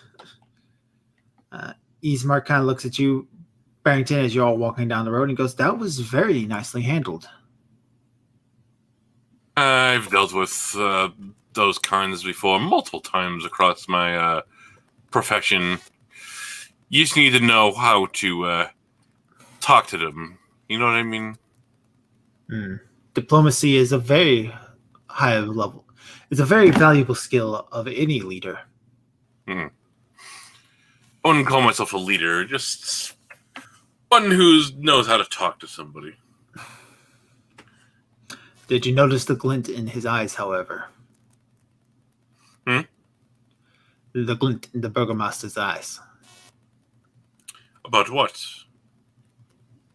You theorized that he was putting on a sham. Yes, I correct. think he's believing his own game. I think perhaps you're correct on that front.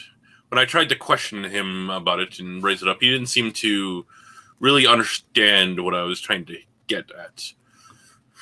Perhaps he's a victim of the Strahd himself as well, where he believes he's trying to help and instead he's hindering his own town for what he believes is the common good. All right. Ismark will nod and goes, "Let us find the others as quickly as possible."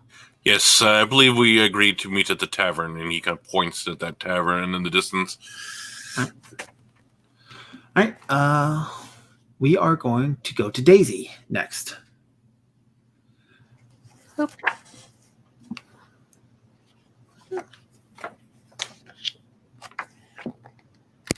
You got this, Daisy. I believe in you. You can do it. 1v1 Strahd. All he needs is a hug. Oh, God. A hug and a nice big steak. He's just hungry. He hasn't had proper food in a very long time. I don't think that's the steak he meant. Oh. Rare. So as you approach this building, it's a massive castle. And as you get closer, the clouds just seem to get darker as they go. You see flashes of lightning pierce the sky.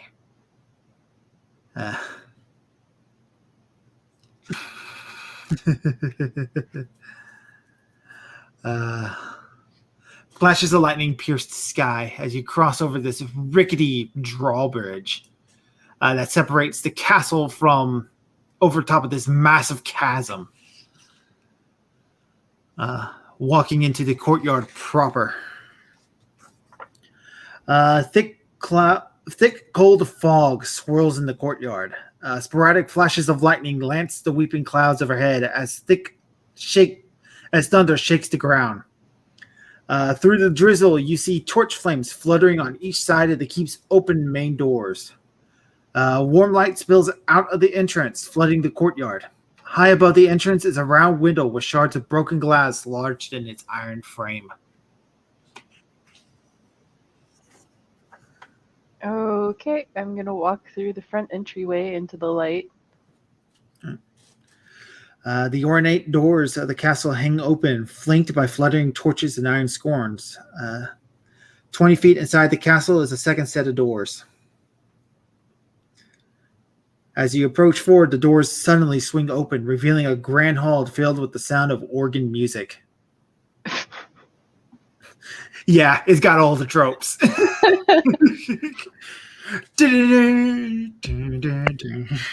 I love it. Can she hear anybody yet? Can I roll a listen? Yeah, you can roll listen. Oh my goodness, 93. What are my rolls today? I don't think Daisy's meant for this world. She's too busy listening to Phantom. Right. Distracted by the organ music. All right. So cobwebs stretch between columns that support the vaulted ceiling of a great dusty hall, dimly lit by spluttering torches and iron scorns. The torches cast odd shadows across the faces of 8 stone gargoyles squatted motionlessly at the rim of the dome ceiling. Cracked and faded ceiling frescoes are covered by decay.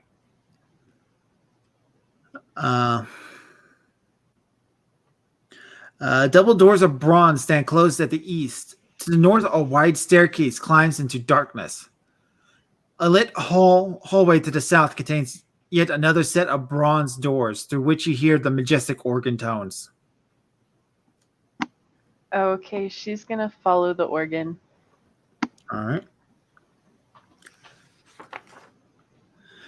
So you enter into this dining hall. Actually, first you enter. Following the torchlights that flutter against the walls of this vaulted hall to the east, an arch hallway stands for 20 feet, ending in a spiral staircase that goes up and down. Next to the hall, a pseudo-armor, oiled and glistening, stands at attention in a shallow alcove. To the west, large double doors hang slightly open, and a steady bright light escapes through the opening where the organ music comes from. Following it through, 3 enormous crystal chandeliers brightly illuminate the magnificent chamber. Pillars of stone stand against dull white marble walls supporting the ceiling. In the center of the room, a long, heavy table is covered with fine white satin cloth. The table is laden with many delicate foods, roasted beef, basted in savory sauce, roots and herbs of every taste, and sweet fruits and vegetables. Places are set along it, delicate china and silver.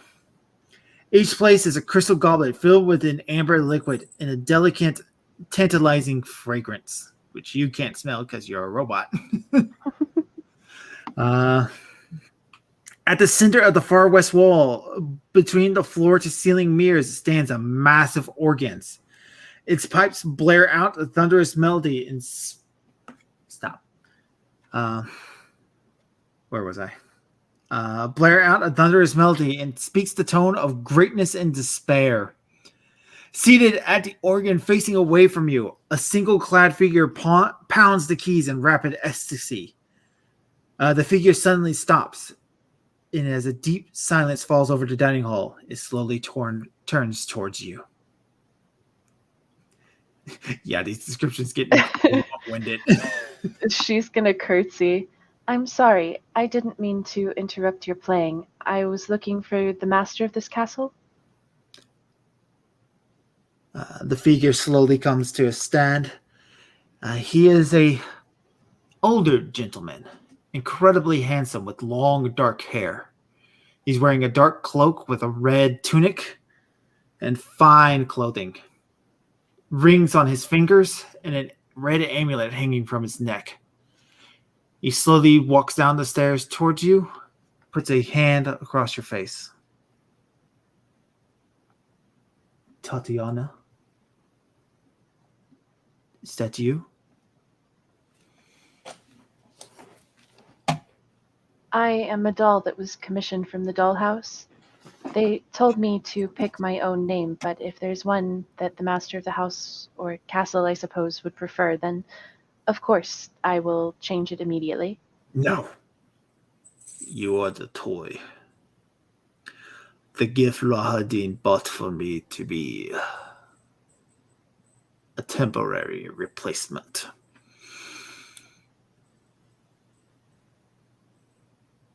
Yes, Rahadin was the name on the letter. I am Strahd von Zarovich, your master. And she's going to curtsy again. A pleasure to finally make your acquaintance.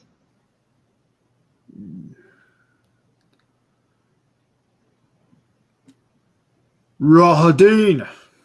He bellows out loudly. And slowly afterwards, a man with brown skin and long black hair descends into the room, quiet as a cat. He wears a gray cloak over black studded leather armor, and a polished scimitar hangs from his belt. Yes, my master. Take her to the servants' chambers. Put her through the test to make sure she stands up to your expectations. Strahd looks down at you. He's just sneering. Just absolute hate in his eyes, Daisy.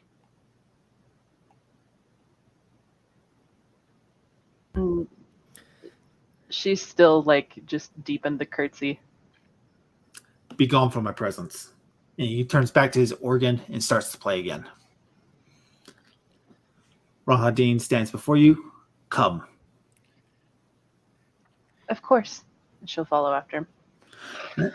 So Rahadin will lead you through these long, twisted corridors up and down these stairs that you're going to have to memorize at some point if you're going to be a servant here. It's almost as if this castle was built to confuse and to mislead any would-be trespassers. Rahadin grabs a candelabra, and all the candles in it immediately come to light at will. And it's at this moment that you notice Rahadin, he looks human, but there's certain features about him that are totally different. His legs are a little too long, his body is a bit lanky, and his ears are long and pointed.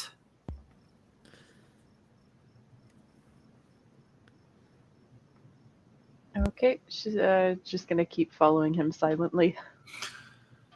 So, what is the name that you go by? Rahadin asks you. I chose Daisy. It will be a good name, I suppose. Thank you, sir. Have you been programmed with the particular words and phrases that we wanted you to know? The songs, the dances.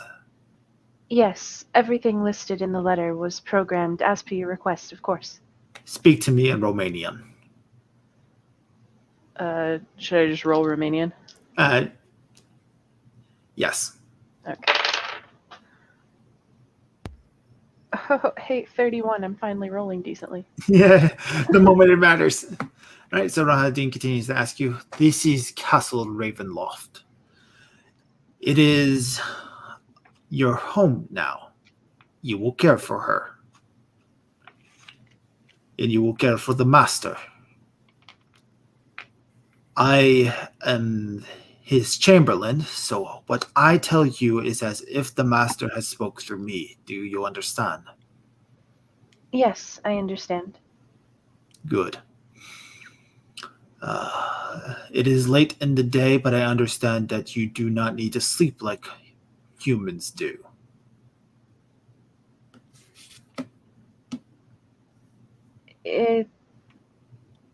Not as often, no. Although occasionally rebooting is necessary. Very Gotta well. wind her up. You will be given 8 hours of your own free time every night to use for sleeping.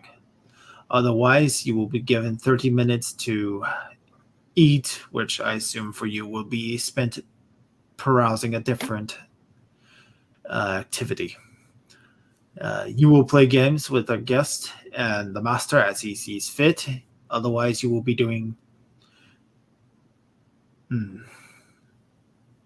Largely, you will not be doing any cooking or cleaning. Well, you will be doing lots of cleaning. The master does not require to eat, as I'm sure you've heard through the village by now. No, as a matter of fact, the things they said were difficult to understand. What do you know about vampires? Very little from what I gathered in the village. The villagers believe that they feed on blood. This is true. The master will go out to feed nightly. I see. And the villagers claims that the vampires are technically dead. This is also true. Well, those will both be pertinent things for me to know to do my job to satisfaction, I'm sure. He nods. He walks up this set of stairs that lead into a small servants area.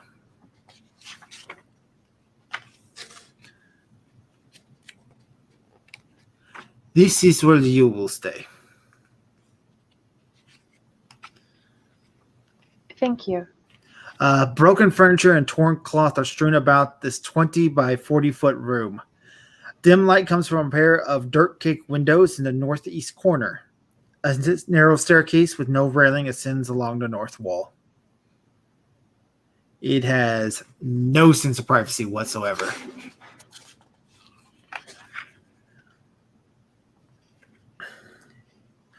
Your first task is to set up your living space to your requirements.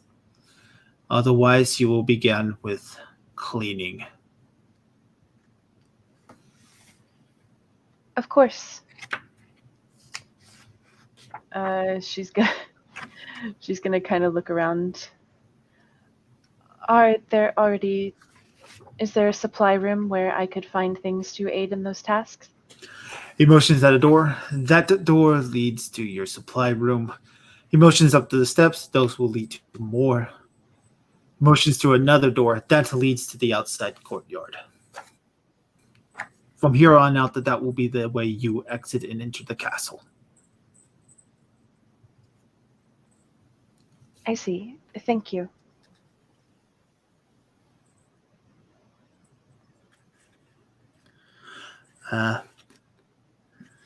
He turns to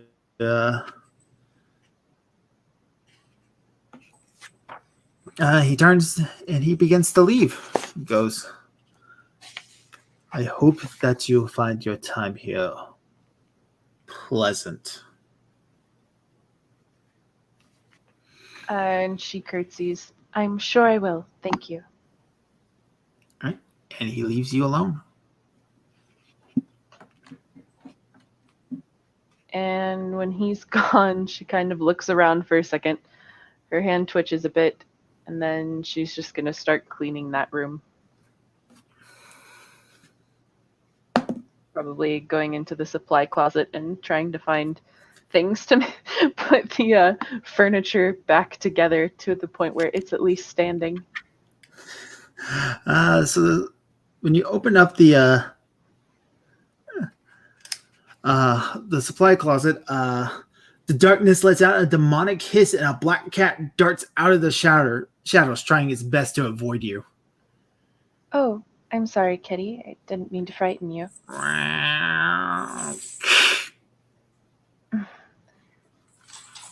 It's an understandable response in a place like this, I suppose.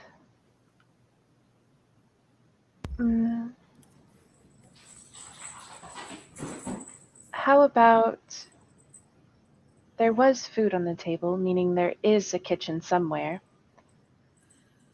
I tell you what, I'll find you some milk the next time I get a chance, all right? And it just proudly stalks up the stairs. And also, if she can find any, like, extra fabric and such, because she had to leave her bag at that other village, so... You do find extra made outfits, but they are really, really outdated and have yellowed with age. There's also a broom here in your supply closet. So you Yeah. got that at least. Woohoo! She will start with dusting and such then. All right. So you begin your dusting. Let's see, is there anything else I need to give to you real quick? So as you do your dusting, your cleaning, you kind of like move the broken furniture off to the side. You're probably going to need to just replace it straight up because it looks like somebody smashed a body through it.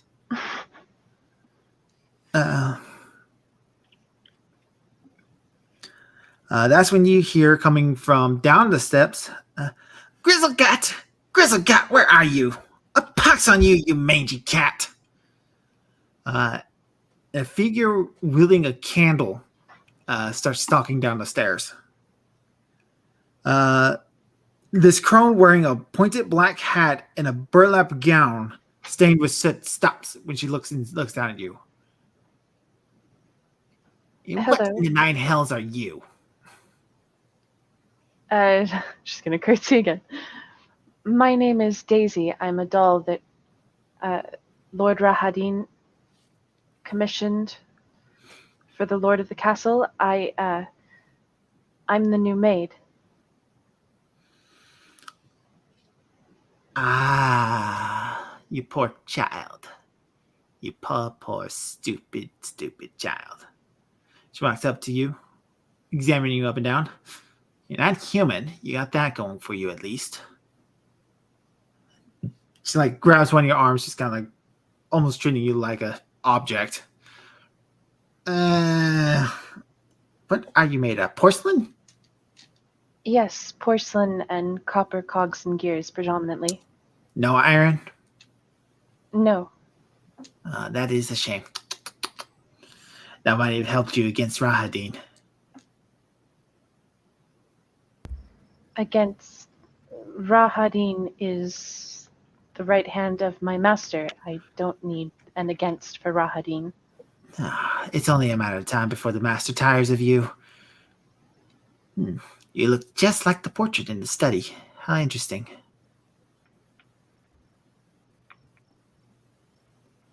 Well, my child, I think I might have use for you in the future. Come visit me and my sisters up in the towers sometime. I'm sure you will when you come to bring us meals. Yes, I'll make a note of it. Now, where is that cat? Grizzly cat! Stupid familiar. And she starts to trudge back up the steps.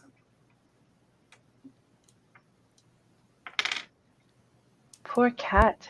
Now I want to give him milk even worse. So you actually managed to make this area a little bit cleaner. And she is gonna at some point try to set out a bowl of milk for the cat at the supply closet. So eventually you do find the kitchen as you kind of have to wonder about this massive complex of a castle. You do find a cellar, the kitchen with the cellar, and it does have fresh food in it. Obviously, there are living people in this castle somewhere. You just met one. You do set out a saucer of milk. Let's see here. And about an hour or two after that, you kind of hear the slurp, slurp, slurp of a cat, and you see that this old mangy black cat is indeed taking a drink. You made a friend. Yay!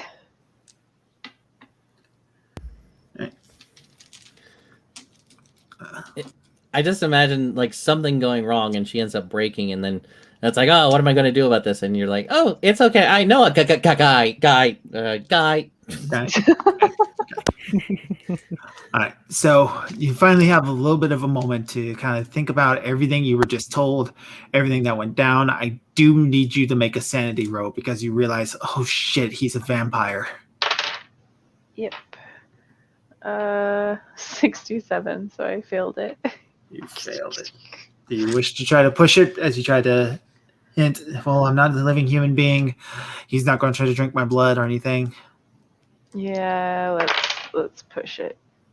It's 79. What are my rolls today? Oh no. The only thing I can do is speak Romanian. Oh, Oh, that's off the table. Come on. All right. Oh, jeez. You lose 8 points of sanity. Whew. Oh. You jeez Louise. And Strahd, you're going to need to put down 1 on that. His thing is a 12, so yeah, he's a hard. He's a hardy. All right. I think this here, we've been going for about 4 hours. So I think that's a good place to call it. Oh, I'm having so much fun. Yeah, me too. This is a fun game. No, it's just not here. Drake, No. dull warranty to stop that. Real quick, Strahd, as he plays across the organ keys, pouring his heart into this mournful melody about love lost. Rahadin approaches him from behind. Goes, my master, is the doll not to your liking? Strahd stops playing. He goes, the freckles are in the wrong place. The eyes, they do not match. The hair is not long enough. She's too tall. The fingers are too long. Too many flaws. But she will make a decent maid for her when Tatiana comes to me again. The girl in the village, master? Yes. She left the village, sire. I am aware. The outsiders. These outsiders are entertainment. It has been a long time since adventurers and treasure hunters, seekers of fame and vampire hunters have come. It would be good to work out the old rust to loosen the bones. And of vampire hunters, sir, what shall we do about Van Richten? That old fool. He believes he can stop me. I will be the one to put him in his grave at last. Take some minions to Vallaki. I grow tired of the burgomaster there. As you wish, my lord. And that is where we end. Oh wow, Dun. Yay. cliffhanger. Oh, I don't know. I have to wait a whole week. Yes, I hope next week we will see it again as Ravenloft episode 2 goes down. And I'll actually try to be here on time. Luckily we that's why it's Acts of Gods on insurance. Mm. So I want to thank the wonderful, beautiful, lovely chat for coming. It's always a pleasure to get to entertain you. I especially want to thank my wonderful players here, Amish, Blue, Hex, and Nick. You guys, it's going to be great. I can already tell it's going to be a great game. I'm so excited. Thank you for being the dungeon master. I am having a blast. I'm so sad. I'm like, yeah, we can't play another week. It's so different than like just watching. I'm like, okay, get to watch. I'm excited for next week. Now I'm like, I want it to be tomorrow. Yes, I know. I know, right?